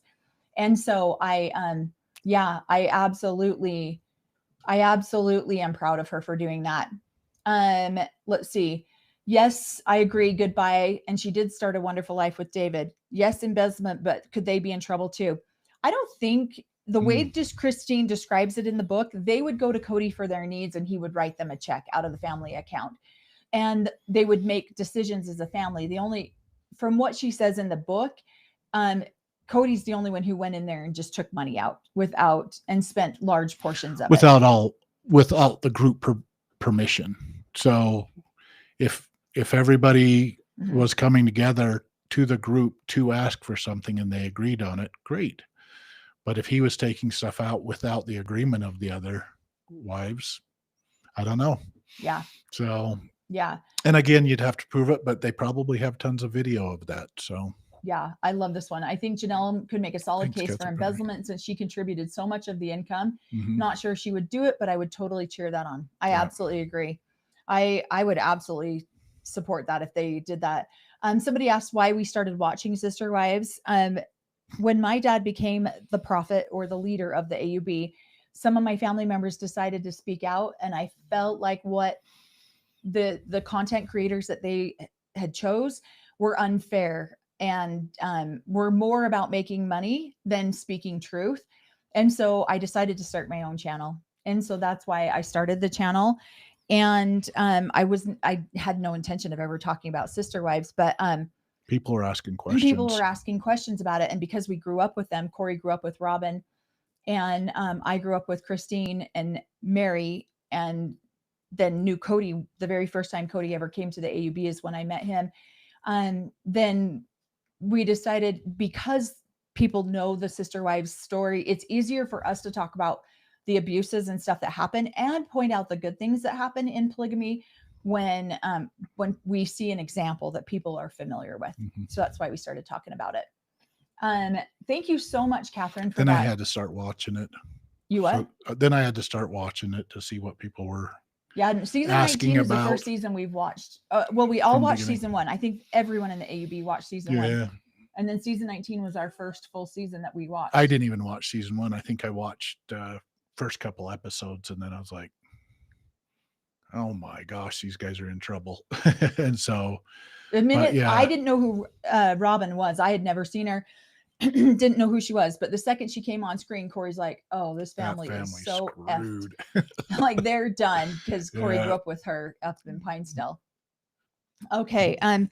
All right, we're burning right through this. Mm-hmm. I don't know if we're gonna get through each chapter. We're like an hour and a half in. We only got 30 more minutes. But yeah, we really appreciate that. Read quick. Thank you guys so much for the super chats. We really appreciate them. I know, did I miss any comments that we try to get to the super chats first? Yep. And then obviously, thank you. Lindsay says, hi, Corey and Mel. I just hopped on off of Tony and McKelty's live to join you guys. Oh, very nice. Thank you. Thanks. I didn't know they were live too. I never pay attention to any other creators' lives. I probably should, but I never do. We just kind of do our own thing around here. Okay. Let's see. I'm going to answer this one question. Do you think Robin watches you all? At first, I felt very like, who am I? She doesn't give a crap about me, but she did converse with my dad for years. My dad counseled her for years after she joined the Brown family, and my dad would tell me about some of the conversations. And I didn't think she really did until we made a couple of videos, and then they came on the show directly addressing exactly what we just said. And so the next season, and the one with soulmates, the minute that she said soulmates, I was like, oh, this girl she is effed. And so I made a video on soulmates and why you don't have soulmates in the AUB, in polygamy, because it will destroy an entire family. And then last season, she does this quick little snippet about, oh, I said you were my soulmate once, but then I realized how wrong that was. And so I never said it again. Bullshit. Yes, she did. I heard her say it. I've seen her say it on TV. So that there's a couple little things like that I don't want to ever assume that people think that what we have to say is valuable enough that they're going to stop their lives and watch it if they're from the AUB. But I know my dad has a lot of his minions watch us. Hi, everybody. And they report back to him. Hi, minions. Yeah, literally, I will post a video on our channel and it's not even up for 20 seconds and it already has downvotes. And that's because people from the AUB are watching and then going back and reporting to my dad. I'm fairly confident that that's what's happening. And so, yeah, I never want to assume that we're important enough that people like that want to watch. But I also, it seems a little convenient that some of the stuff we say, they address on the show later on. Hopefully that makes sense. Let's see. Okay. Let's see. I really appreciate your explanations of everything. It confuses me as to why Mary stayed so long. The indoctrination is deep. The eternal commitments, like you take those extremely seriously. Damnation, fear. So it's fear. I should have left way sooner than I did, but I stayed because I was too, and even when we got remarried for years, I didn't talk about a lot of stuff because I was too afraid to share some of that with Corey. It wasn't until after Corey and I got divorced and then got remarried that I shared things with him because I was too afraid sometimes still of some of the indoctrination. Yeah, because they make promises within their temple, and that was she still kept that separate because she didn't want to break that. And so then we were talking, we need to tell her everything. And so, yeah, it was the first time we started talking about her temple experience. Yeah. So, yeah, it's the first time we talked about it. Robin and Cody can't help themselves. Christine spoke of how he had to read the comments. So yeah, I do think that sometimes based on what they've said on the show that they watch sometimes. Hello, Robin. So she's going, how does he know that? Well, this cat can read minds. So this cat can read minds. What the heck? So yeah.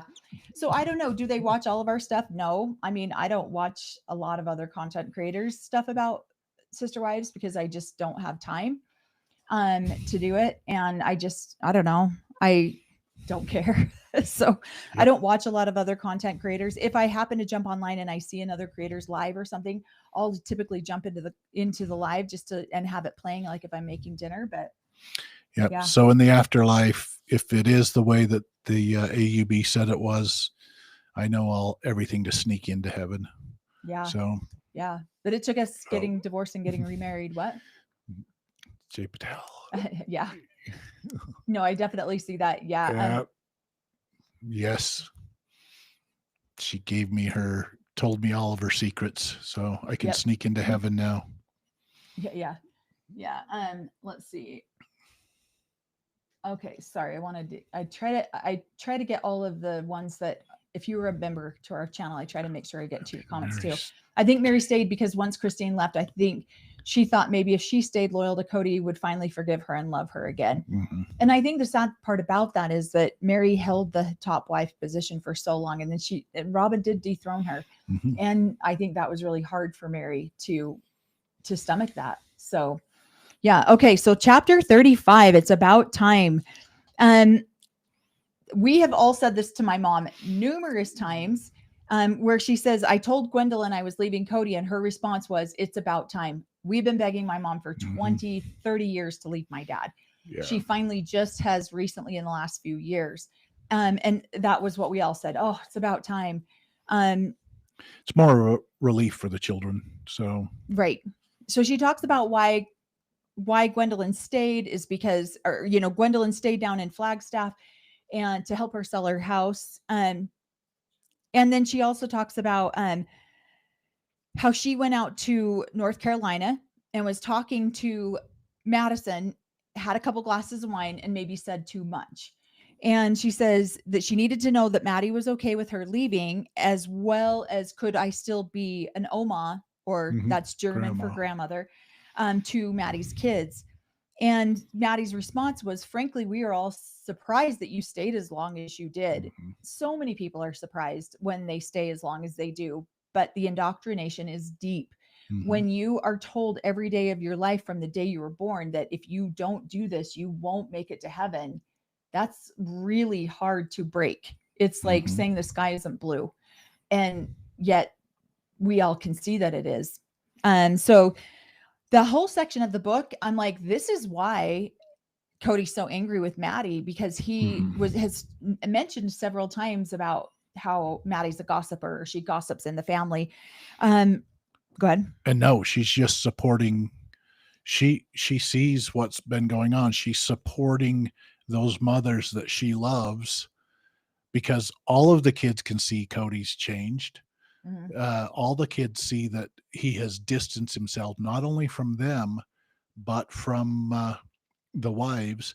And so they're supportive. And that is one of the biggest offenses within the AUB. If somebody leaves, you do not support them. You do not stay friends with them.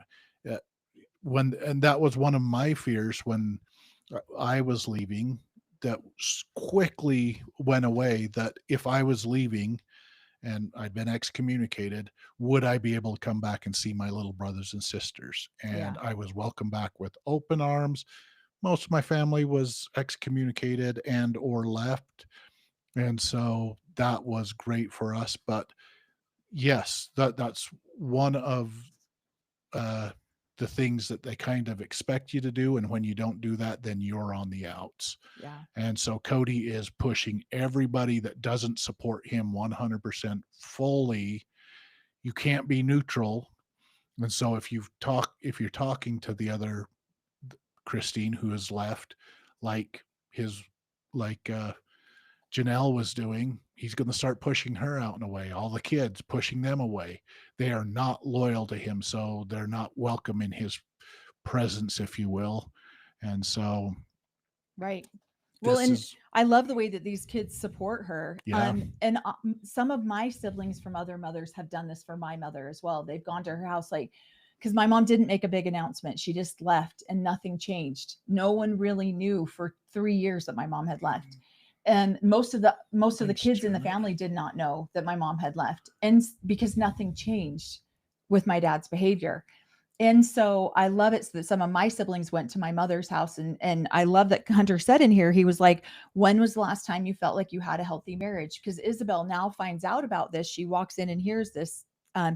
And Maddie's like, when was the last time you saw your mom happy? When was the last? And so these kids are supporting Christine leaving, going, okay, let's ask some hard questions. Yeah. And I had a brother who went to my mom's house and said, Aunt Sherlyn, what is, and he was, and my mom's like, but you didn't know, did you? And he's like, I didn't. Nothing changed. Exactly. And so these men don't understand what their actions are, but that's because they don't see that, they've been this way in the entire time. Mm-hmm. Thank you so much, Janet Bailey, for that super chat. Thank you. We really appreciate that. So she says she ends up, Truly overhears her with a phone call with McKelty, and she says, are you divorcing Dad? And Christine is like, yes, because Christine had left the AUB. She didn't go in for a release. I didn't go in for a release when I left because I no longer believed in it. And so I didn't really feel like a release was necessary for my end. And so she said she didn't feel like she needed a release because she wasn't legally married to him. What did you say? Nothing. Yeah. Oh, yeah. Let's put this one up there. How many people yelled out what when Melanie just said no one noticed her mother left for 3 years? What the hell? It's been almost 5 years and people are just now finding out. Most people in the AUB had no idea that my parents were separated or that my mom had left my dad, because my mom didn't go out and slander my dad by any means. It really only started to become apparent when my brother passed at the funeral, because they didn't sit by each other. And that's when it started to become apparent.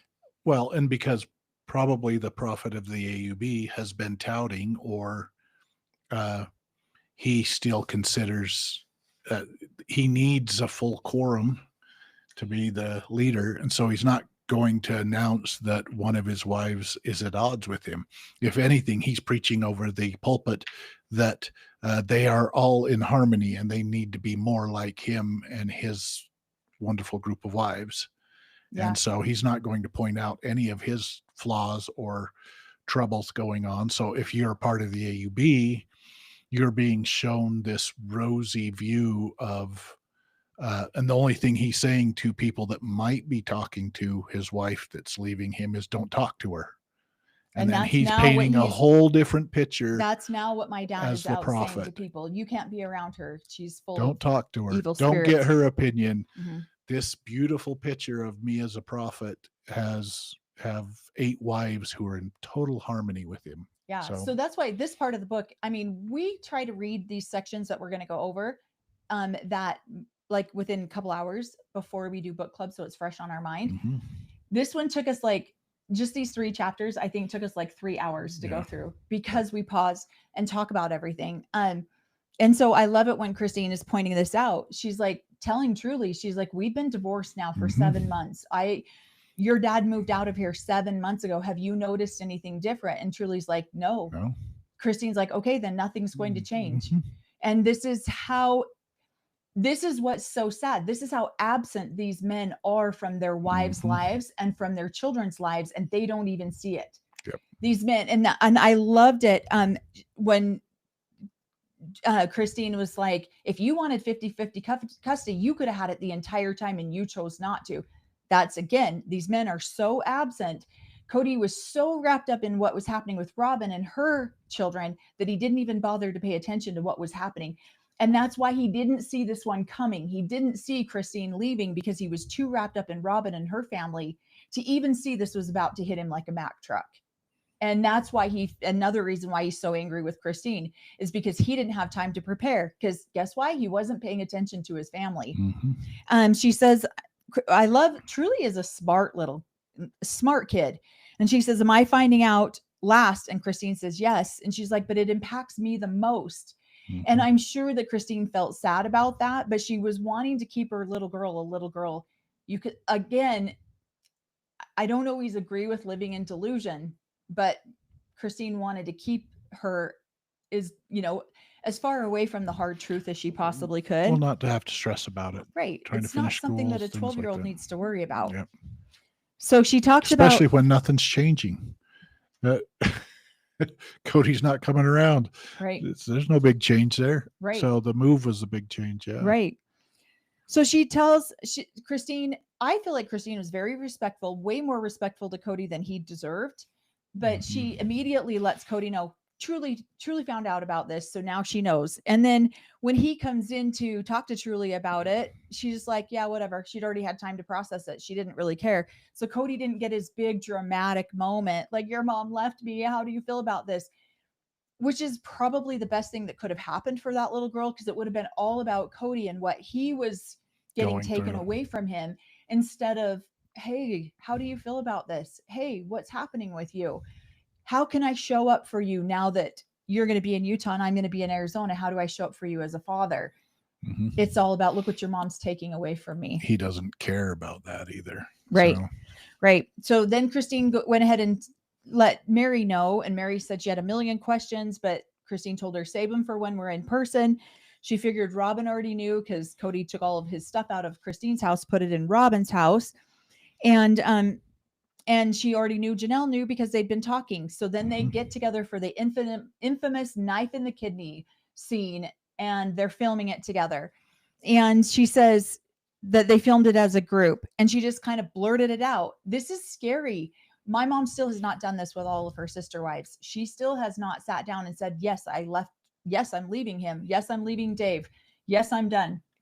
She never did it. She just kind of backed out, and nobody noticed. For 3 years, nobody had a clue. And again, my brother died 2 years ago. That's when people started to see it, because there was separation at the funeral. I sat my dad. I got to be the mediator on that one. I sat my dad on one side of the room and I sat my mom in the center of the room to keep peace. And that's when people started to notice. His own siblings had no idea. So again, everyone thinks Cody Brown's so horrible, but he is not the exception. He is the rule, unfortunately, most of the time. He's probably a little bit shinier than some of the... Right.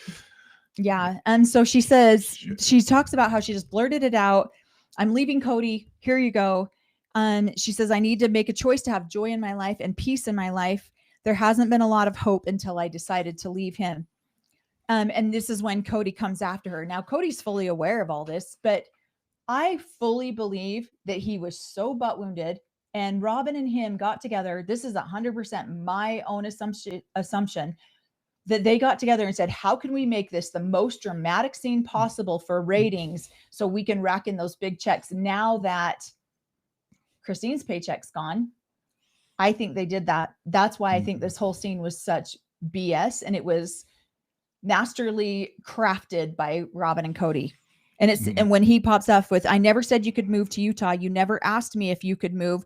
You never said you were moving. And she says, yes, I did. We watched this season, and I was like wanting to throw things at my TV. I'm like, she's not your object. You do not own her. You do not get to make these decisions for her. And yet I have been told these exact same things. Hell, I was just told this 2 months ago by my dad. You will not be doing this. You will shut down your YouTube. You will stop talking lies about me online. You will. And I'm 51 years old, and this man's screaming at me, telling me what I have to do because I'm an object, because I'm a woman, because I'm a girl that they own. And so Cody's going to pop off telling her this. And then he wants the 50-50 custody. And so I love that she pops off about that. Yeah. What? He's never had 50-50 custody. Yeah. That's what I was laughing about, that part. So. Right. I love it that she says, I appreciate the way Janelle showed up for her that day, and Janelle was very, very emotionally involved because she was, this made it real. They talked about it before, but this made it real, and it was being filmed and it was shown on the show. I love how she calls Robin out right here. She was more Janelle. That's the amazing part about it. These guys build up relationships that it was hurting Janelle. It was making her sad more than it was making anybody else. Cody was not that sad. Mm-hmm. He was more offended that she was leaving. Yes, he did his little drama thing, but she was genuinely touched that something that they'd worked on for so many years was now falling apart. And so she's showing emotion on that, which all that did was make Cody even more mad. So they should all be being like, dude, are your kidneys okay? Do you need anything? We got to show up for this man. She's over here knifing all of our kidneys and you're feeling sad about that. So right. Thank you, Heather, for that super chat. She says, please tell your mother how much we love her. She really does appreciate all of the kind words to her. She's probably watching right now. She watches all of our stuff. I always ask her to please watch and then let us know if we've said anything that is incorrect or that we could be more in alignment with. So yeah, she really does appreciate it. She really does read. I think she reads every single comment on all of our videos. So thank you. I love that Christine calls out Robin here and she's like, Robin got mad and made it all about herself. Because that is such a typical Robin and Cody thing, to make it all about themselves. She doesn't say, are you okay? I'm so sad for you. How does this affect me? But how does this affect me? This isn't what I signed up for. You should stay in a crap marriage so that I can have my fake version of polygamy. Yeah. I love that she calls that, because Mary's now calling out Robin living a fake version of polygamy. Christine's now calling out Robin living a fake version of polygamy. And so is Janelle. Because these women were in the trenches together. They did all of the things together, and Robin lived a fake version of polygamy. Well, Robin even admits it in ways that she lived a fake version, because nothing has changed. 3 women have left the family and nothing has changed. Cody's over there 24/7. Cody's still doing everything like that. Her worry is that the income wasn't coming in as much as it was. So, but now she's like, now I need, he's like, we're a monogamous now. And I believe she's not even wanted to admit that she's a monogamist. I'm still a polygamist. I'm still living that way. So her current situation has not changed at all from her past situation. But now people are just aware that she's a monogamous. She can't pretend to live polygamy anymore, because in her mind, it's like you lie enough to yourself that you start to believe your own lies. And I feel like that's where Cody and Robin have been. They lied enough to themselves that they start to believe their own lies. Yeah. And so she told herself she was really living polygamy when she really wasn't.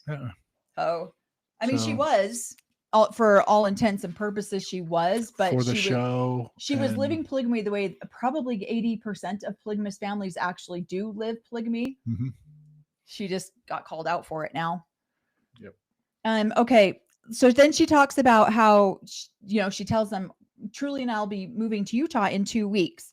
She says Cody lost his mind, and this is where his whole infamous, man, the sacrifices I made to love you, knife in the kidney comment. Which we all, I mean, hello, could that have been any, like, dude, you are just making it so easy to make fun of you. What are you doing? Well, and you can't even argue with somebody that dramatic. It's just like, all right, let it play out. I'll write a book later about it. So it's genius. Well, and I love it too, because Corey's face is very, and Christine has said this, I can't hide my expressions on camera. I can't hide my face on camera. This guy can't either. I mean, I have to go back and watch some of our videos because I don't always see it. But people are like, Melanie will say something, and then Corey's face tells the real story. And so I think it's funny because she says on here that this is probably one of the very first times that people couldn't read her face accurately. because in her mind, she was saying, I can't believe he's saying this on camera. He sounds like an absolute narcissist. Yeah. And then she thought, how insulting is this? How is this a sacrifice for you? Yeah. Exactly. And I mean, honestly, the rage starts to kick in. At first, you're stunned. When my dad started screaming at me, I was stunned. Mm-hmm. And then the rage started kicking in, like, excuse me, you don't get to treat me like this. And now you're putting it on camera. I'm sure that she was so enraged at that point. And then, of course, I love she calls Robin out again. Of course, Robin misconstrued all of my words and asked me if I wanted to work on past relationships. And she said, no, I don't. I want to heal. I want to move forward. And then Robin took that and made it all about her and her children, how Christine doesn't want to have anything to do with her and her children anymore. Well, and this is, if you've watched Chris or Robin twisted that on purpose, it's because her and her kids are going to distance themselves from those that are leaving to show Cody that she's loyal to him. And she's already been twisting and trying to distance not only the wives, but the other kids at this point. But this is her just no. And she probably in the background see our kids and me are going to, if she's not going to work on this. And so she's just kind of twisting it so that she can show how loyal she is to Cody at this point in time. So, and this, everybody was like kind of stunned where Mary was coming from too. But Mary grew up in this community too. And if she showed, she wants to, she almost felt like that she was in she was stunned that this was coming on TV, but she wanted to kind of not show empathy towards Christine at all. And if anything, try to lean a little bit more to Cody because she was still trying to get into Cody's good graces at this point in time. And so she was just sitting there trying to be neutral. Cody's trying to pull her into it. So she's saying something to support Cody so that she can still continue to prove that she's been loyal over all these years. And again, a lot of women do this in this religion because if you're in favor with your husband, he wants to spend time with you. He wants to be with you. And so a lot of women do this, even unconsciously do it. Even when he's a jerk to them, they still do it unconsciously. I did it unconsciously for years. So yeah, it's very common. One of the things she says in here is when Robin took her words and misconstrued them. I appreciate that she put this part in here. When Robin turned my words against me, it felt more of the same, a way to keep me and my children out of Cody's big picture. Yep. Robin says she got voted off the Brown family island. She was trying to create a whole new island. She didn't get voted off the island. She was trying to remove everyone else, or she was trying to create her own and remove everyone else. And so when Christine points that out, I'm like, I love that she pointed that out, because then at the end of that paragraph, she says exactly what Corey and I have said we've been saying this since the very beginning we started talking on YouTube, is that the children are the collateral damage in this religion. She says the greatest tragedy of all of this was what was happening with the children. She loves Robin's kids. She loves all of the kids, but she was so over Robin that she thought, fine, if that's what she's going to do, then that's what she's going to say. Then it means I won't have a relationship with her children or those kids. And I think that's terrible, but they're her kids and I can't change that. Yep. Again, we have said this from day one, children are the collateral damage in this religion. And we see it happen over and over and over again. And yet Christine was supporting some of her children to still have a relationship with Robin. Right. She wasn't. So shows who the better person is. So, and it's tragic because these children are caught in this. It's almost like a pinball machine where your emotions are so out of control sometimes because you don't even know that these emotions are about to hit you until all of a sudden you're hit as an adult. And now these little kids are just being bounced around like a little pinballs in this big, huge pinball machine. And they don't know up from down. And they're looking at their mothers like, is that how I'm supposed to be reacting? Is that how I'm supposed to be reacting to this other woman? Is this how I'm supposed to be reacting to these other children? And so a lot of them take on the same aspect of their mothers. And look what happens now. And it's such a tragedy. I love that she says, I love that she calls this part out, because yes, this is true, but Robin misconstrued it, of course. She says, Robin later said that I would still be married to Cody until the church had approved the divorce, that I had to prove that the marriage was broken or that I had slept with someone else. That seemed inappropriate for quite a few reasons. First, Christine was no longer a part of the church. She didn't follow the leadership. She doesn't care. And yet Robin acts like she wants to follow the leadership, but she doesn't. And so, and then she says, I could quit Cody, that I wasn't worried about their definition of when I could quit Cody.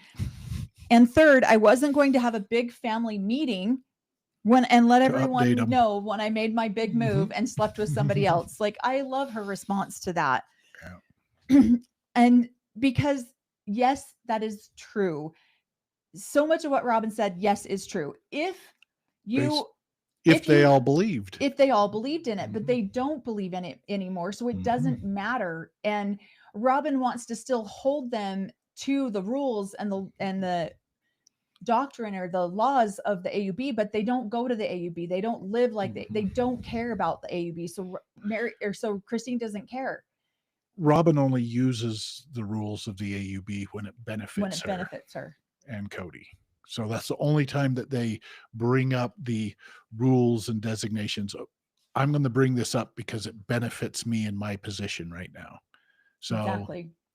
So when it comes to being equal, being fair, being loving to all, she doesn't quote that stuff. Yeah.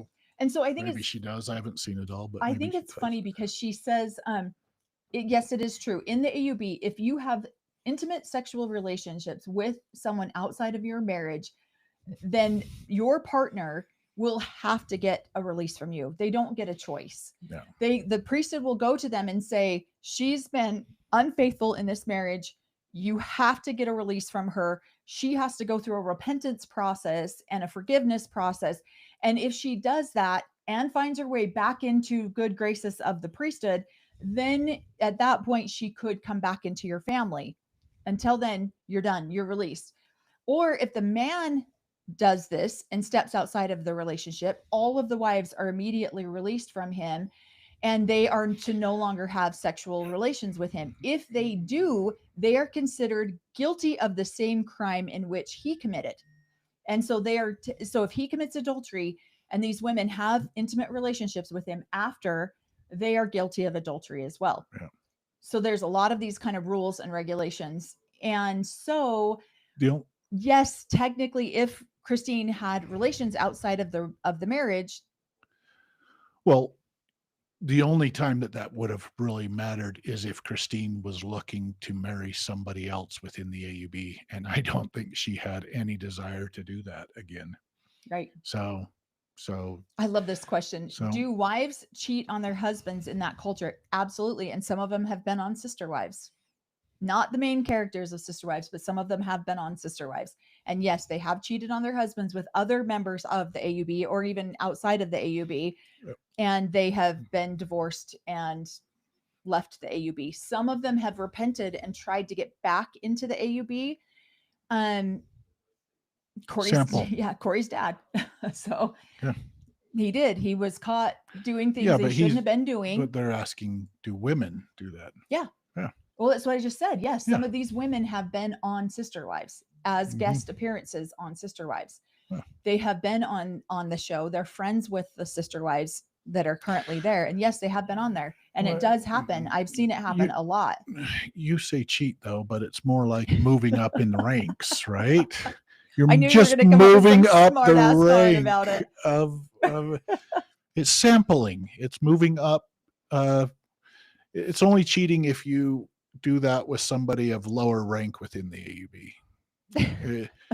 If you do it somebody in the council member or stuff like that, they don't cheat. They just move up. So I mean, and I love that Christine threw that out there. We all saw Robin and Cody's engagement photos. How close did they get before they were married? This hypocrite's teaching me about getting a release. And so and so I think twofold. I love that Mary went and got a release, because it was like, F you, Cody. Look, here's an actual spiritual release. And I love that Christine didn't, because it's like, F you, Cody. I don't give a shit about your rules. I don't have to do that. Yep. So both of them were, yeah. Okay. Thank you, Rosa. I feel like we try to iterate this all the time. The AUB rules only matter as long as someone feels like the AUB has authority. Once someone takes back their own power, they lose all influence. Thank you for saying it that way, because I know when we're on the live, sometimes I don't articulate my words, but that is perfect. You only get your planet if you believe in it. You only lose your planet if you believe in it. You only the rules only apply if you let them. Yeah. And so that just tells you how far Christine has gained her power. She's not only lost her faith in Cody and it's not even lost. She's educated herself enough that she doesn't even believe in the dogmas that we were trained so well in. Everything has changed. She doesn't need permission from another leader, or she's the only one that needs to give herself permission to leave. Right. So see ya, buddy. Right. There's nothing legal binding us. So adios. Yeah. Peace out. Well, so when I left, I did not seek a release because I didn't care. I didn't believe that they had any authority over me. We've told this story before. But then when Corey and I started dating after I had left it, we actually got to know each other after we both left the AUB. We didn't really know each other in the AUB. And so after that, when Corey and I got together, Corey's like, you have to go get a release or your father will never accept me as your husband. And so I ended up demanding from the prophet, which was Owen Allred at the time, that he give me a release. And so I ended up going in and getting one, but it was well after it probably didn't need it at that point. And so I ended up doing it so that my dad would accept Corey, and he still didn't accept Corey. Didn't accept Corey for it's only been, we've been together almost 26 years now, and my dad did not start accepting Corey until about 10 years ago. So yeah, when we got divorced, all of a sudden Corey was a good guy and my dad wanted him around. So I love how she says at the end of this chapter, she says, our divorce was strictly between us and it was built on years worth of problems. But Robin, expecting so much attention for herself and her children to the detriment of the other wives and the family, in combination with COVID, exposed our family problems. Would we have made it if Robin hadn't come into the family? I don't know. And I don't know if our family ever staying together was the best thing. So I love how she points out both sides of that. She didn't know if the family would have stayed together. They probably wouldn't. Like I said, I think they would have. They would have just been more miserable, and it would have taken a lot more years for the family to finally break apart. I'm sure there's cheating within the AUB, but I feel like a lot of the women are just like Christine. They've left, they're done. And then they've moved on with their life, and they might, after things fall apart, try to come back. But 90% of them, I wouldn't even call it cheating. They weren't legally married to him. They chose in their mind they were gone because Cody and Robin believe that Mary cheated on him, probably. You know what I mean? So not Mary, Christine. They probably believed that Mary cheated on Cody by just talking to getting catfish. So to be honest with you, that's their mentality on it, where I feel like a lot of times these women are just like, no, I'm done with this relationship, and they leave. And so I wouldn't even say it's cheating. They have chosen to leave a make-believe marriage, right, and move on with their lives, and now they're being accused of and if they come back, it's like, oh my goodness, you cheated, and it comes out like that to try to shame them. So right, no, not very many women cheat. They just leave. So because they don't care. They hit a point where they just don't care. Somebody wants to know what your sign says back there again. Oh, so I can't even remember. I know they can't see my tears because she cries a lot, and the tears never come out, so neither does her skeleton. But she was just sad. She is truly sad. She's just sad that Christine and her paycheck left. Because when Christine left, she took a paycheck, and that sucks for her. Right. And then that Christine pointed out that she she can't live her fake version of polygamy. So I know. I love that fake version of okay, we'll go back to this. Says, why I realized he's so selfish. I think the knife and the kidney comment showed how fake he was. He thought it would count as a sacrifice to white knuckle through a relationship he no longer wanted. That's exactly what it was. So thank you for pointing it out like that, because that is I feel like that's exactly, he thought it backfired on him. That comment backfired on him hard. I know I'm having a hard time like getting to these comments because I didn't slow them down.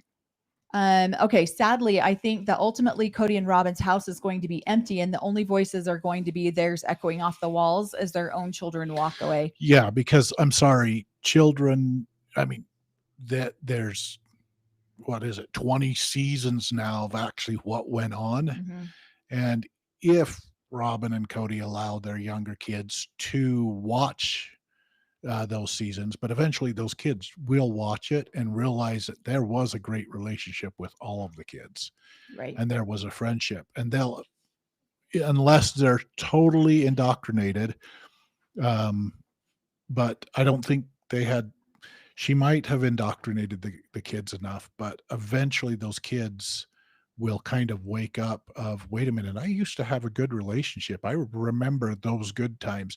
Christine, Mary, and Janelle are always mentioning the good times, the things that they did that were positive in their lives. Those kids are going to remember good times with all of the brothers and sisters, and they may want to make, that's probably why, and I don't know, I'm not caught up on the family insider part of it. I'm just seeing as a kid, Dayton is no longer on the show, and he might have remembered the good times he had with his brothers and doesn't want to be a part of it.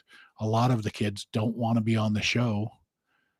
They just want to have relationships with each other and have a good time, and they don't want to get wrapped up in the drama that's on TV. So right. I wanted to answer this question really quick, and then we'll move to the final chapter. Or not final chapter, but does one still have to be in the AUB to get a release, or can a former member like Christine get a release? I don't know if Rosa answered this question or not, but most people don't ever come back to get one because they don't believe in the authority anymore. So they just never do. Again, it'd probably be a question that if somebody came back and said, hey, you want a release? Do you believe that I'm the prophet, that I can give you a release? Well, no. Then why even ask for it? I don't know. Oh, I see. Rosa did answer. Yeah. And I agree with what she's saying right here. Most people who seek a release want to remarry in the culture. So they need the paperwork to be considered available again. That's exactly why they'll seek a release. So that's what I'm saying. I think the only way, I mean, I was surprised to hear Janelle this season say she wanted to go get a release. Because I didn't think Janelle would unless she wanted to remarry somebody. But it might be just that, okay, yeah, let's go do it just so that we can, because that will put a burr in Cody's side. Yeah. Sometimes you do things, well, if you get a release, then that's 2 wives that are officially released, and he needs 3 to get into heaven. So even though he might not believe in it now, it's still something that would be on TV. No, there's not really paperwork. He's just, well, there is. They document all of these things. So yes, there is technically paperwork, church records, but no, he's saying that more facetiously.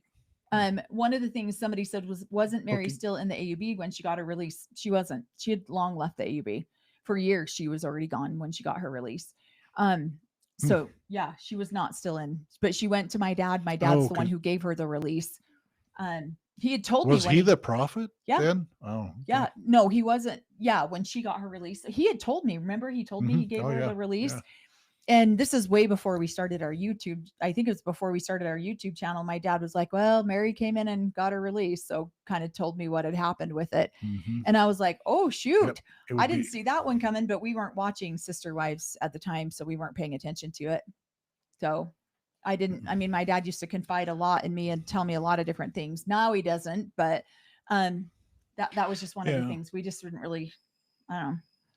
Oh, okay. We're going to wrap up. We're 15 minutes over. So we're going to hurry and try to wrap up 36. And then next week we'll finish off the book.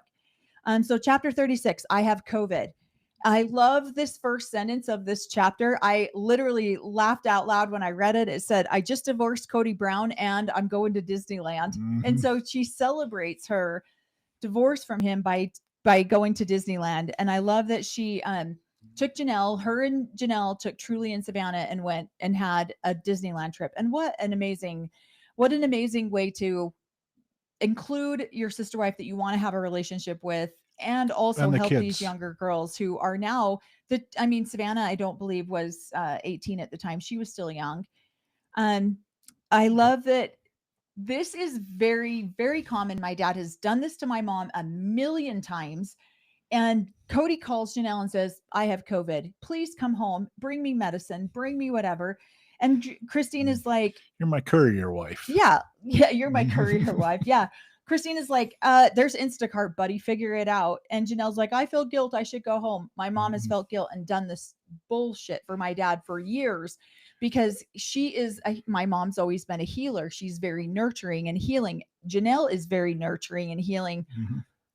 Not on camera, but she is normally. And I feel like she's very nurturing, very, I would say that she's very attentive to details too. And so I love it when she's like, COVID hit Cody emotionally and he was severely depressed. I feel bad. Like I shouldn't laugh about that, but hello, we all got COVID. Well, I can't believe he didn't also, well, I can, because he's pretty angry with Christine at this time, but he probably should have called her too and asked for her to come over and give him shoulder massages. So to make him feel better. I think it's so hilarious. You're the one that gets me the medicine. You're the one that gives me this shoulder massage. So yep. And I love it. So she's like, back rubs. Janelle or Christine is over here trying to convince Janelle, you do not need to go home. He can run to the drugstore or he can send somebody to the drugstore. He can Instacart it like everyone else did. And then of course, this is the infamous conversation, which broke our hearts when we watched this, that Cody had with Gabe, where he called him and is like, I need medicine because it's all about me, and doesn't remember that it's Gabe's birthday. But she does give him kudos in here that he then remembered and called. Then called Gabe back. So she even points out with, okay, this looked really bad on camera, but he did try to make amends where Cody would never do that. He's not going to give Christine one ounce of credit or courtesy. So yeah. And so she talks about how that once she was no longer a sister wife, her and Janelle, their relationship changed because there wasn't the strain of having a sister. There wasn't the wondering part. Why does Janelle and Cody's relationship work and mine doesn't? There's not this back and forth questioning.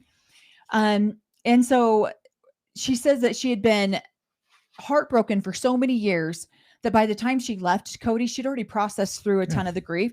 We didn't get to see that on television, however. So I know a lot of people felt like she moved on really quickly with David because we didn't get to see the heartbreak and we did only to an extent. Yeah. We didn't get to see the deep, deep heartbreak. Because she was still gaslighting herself and not wanting to bring that up for everybody to see.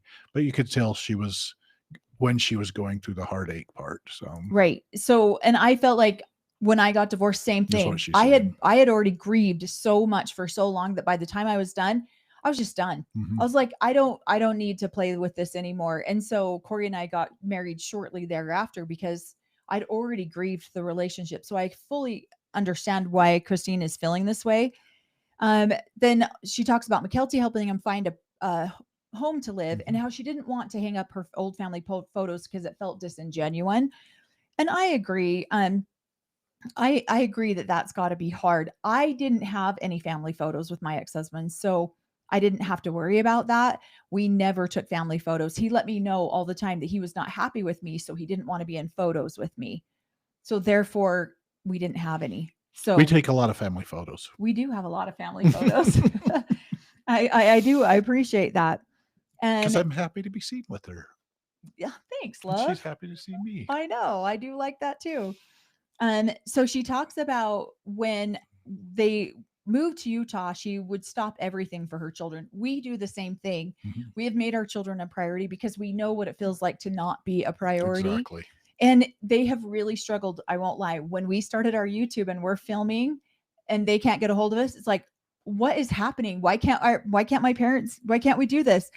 And so she says, because they no longer had a father or a part-time father or a perceived father. So she tried to show up really big. And yeah, our kids have really struggled, especially when we do these lives. 3 whole hours, our kids can't get a hold of us. The world has now ended in their eyes. Well, and what she was trying to show up extra to kind of replace the father that had already disappeared for right. 10 that was years. already gone. Yeah, already gone. So she talks about how she didn't realize she was already doing. Well, I think she is realizing, or did realize. She's seeing it now. She's been doing this for a lot longer than she realized. Right. She's been showing up as both the mother and the father. So all of the Janelle and her have been showing up as a strength for the family, and Mary, because Cody has been absent since he found his soulmate. So very true. Yeah. So she talks about how she moved to Utah, but then she had to go back to Arizona to film because they hadn't really even made the announcement yet, and how hard that was to go back and live in that past lives. But she couldn't just leave the show because she wanted to show viewers what it looked like to be happy, what it looked like to go through this process and be happy. She talks about trying to provide some level of normalcy for Truly and going back there. But her physical body, every time she'd start to go back to Arizona, it was hard on her physically. She felt it. Let's see. Then she also talks about when she was slowly just moving stuff to Salt Lake because the house hadn't closed yet. She talks about the whole episode where Cody and her are managing. He comes in and tries to manage her move with the whole snowblower, which was what we saw. Again, oh hell, here they are separated. She lives in a whole different state, and he still thinks he has control over her. He still thinks he has ownership of her, and he still thinks he will dictate to her what she will and won't do.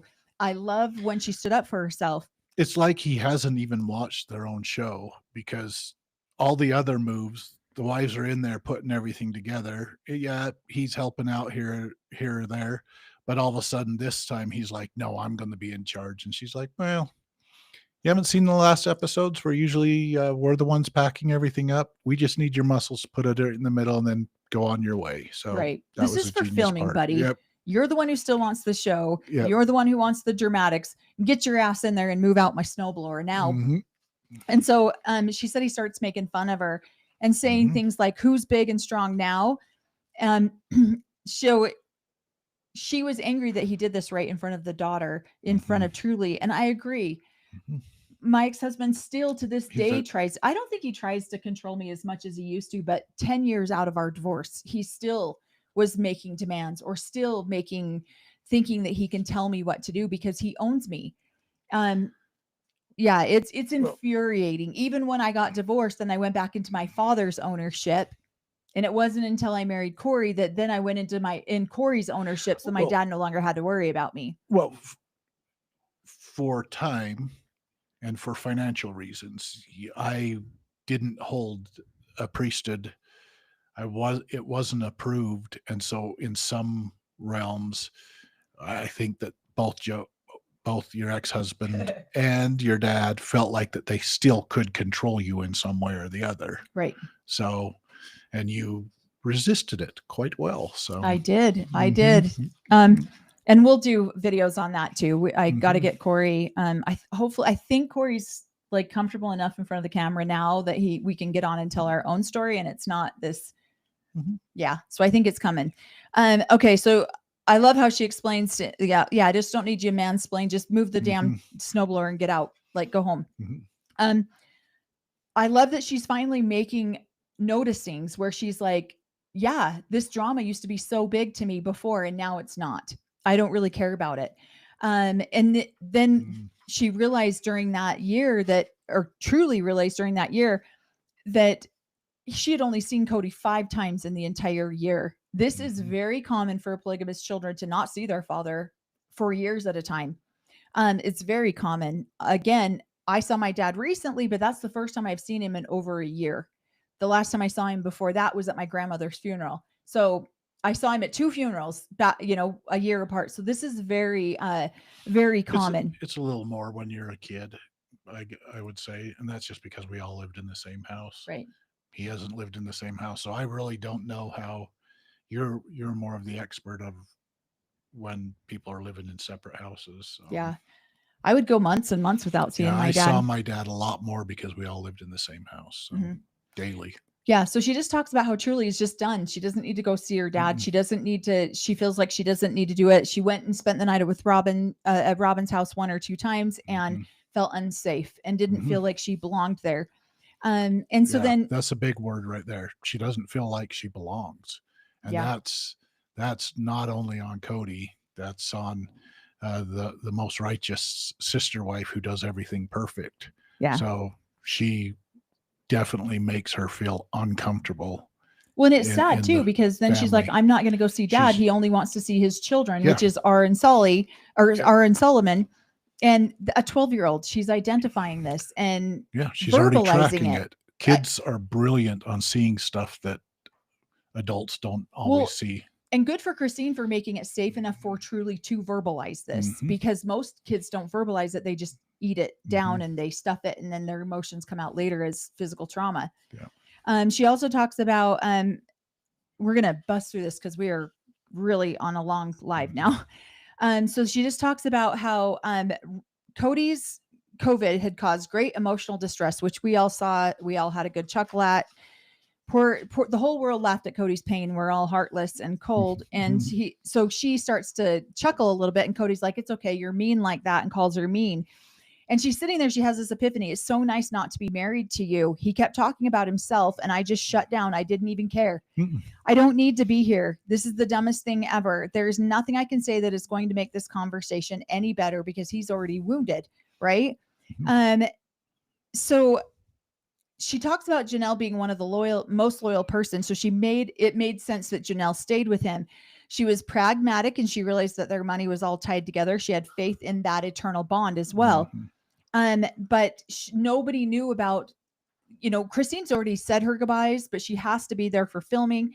Nobody knew about Janelle and Cody at this point, and the serious FU fight that they had.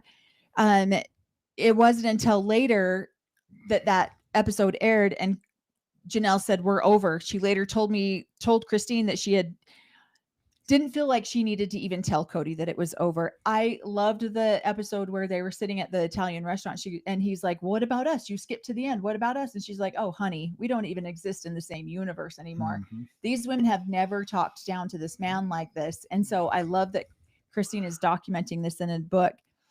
She also says that she learned so much her first year away from the family because she's finally able to grow and become a person. Are you seeing something? Well, no, isn't it interesting that Janelle, nobody knows about the argument that she had. She's not going and telling the other sister wives, trying to twist something in her way. Nobody knows about Christine and some of the things that she has done. The only one that seems to be in the know, because Cody and Robin are always trying to twist it to make them look good, is when Robin's in the middle of something. And now that all of these all the women have left and they're running their own lives, that now Cody and Robin get to only see what's going on.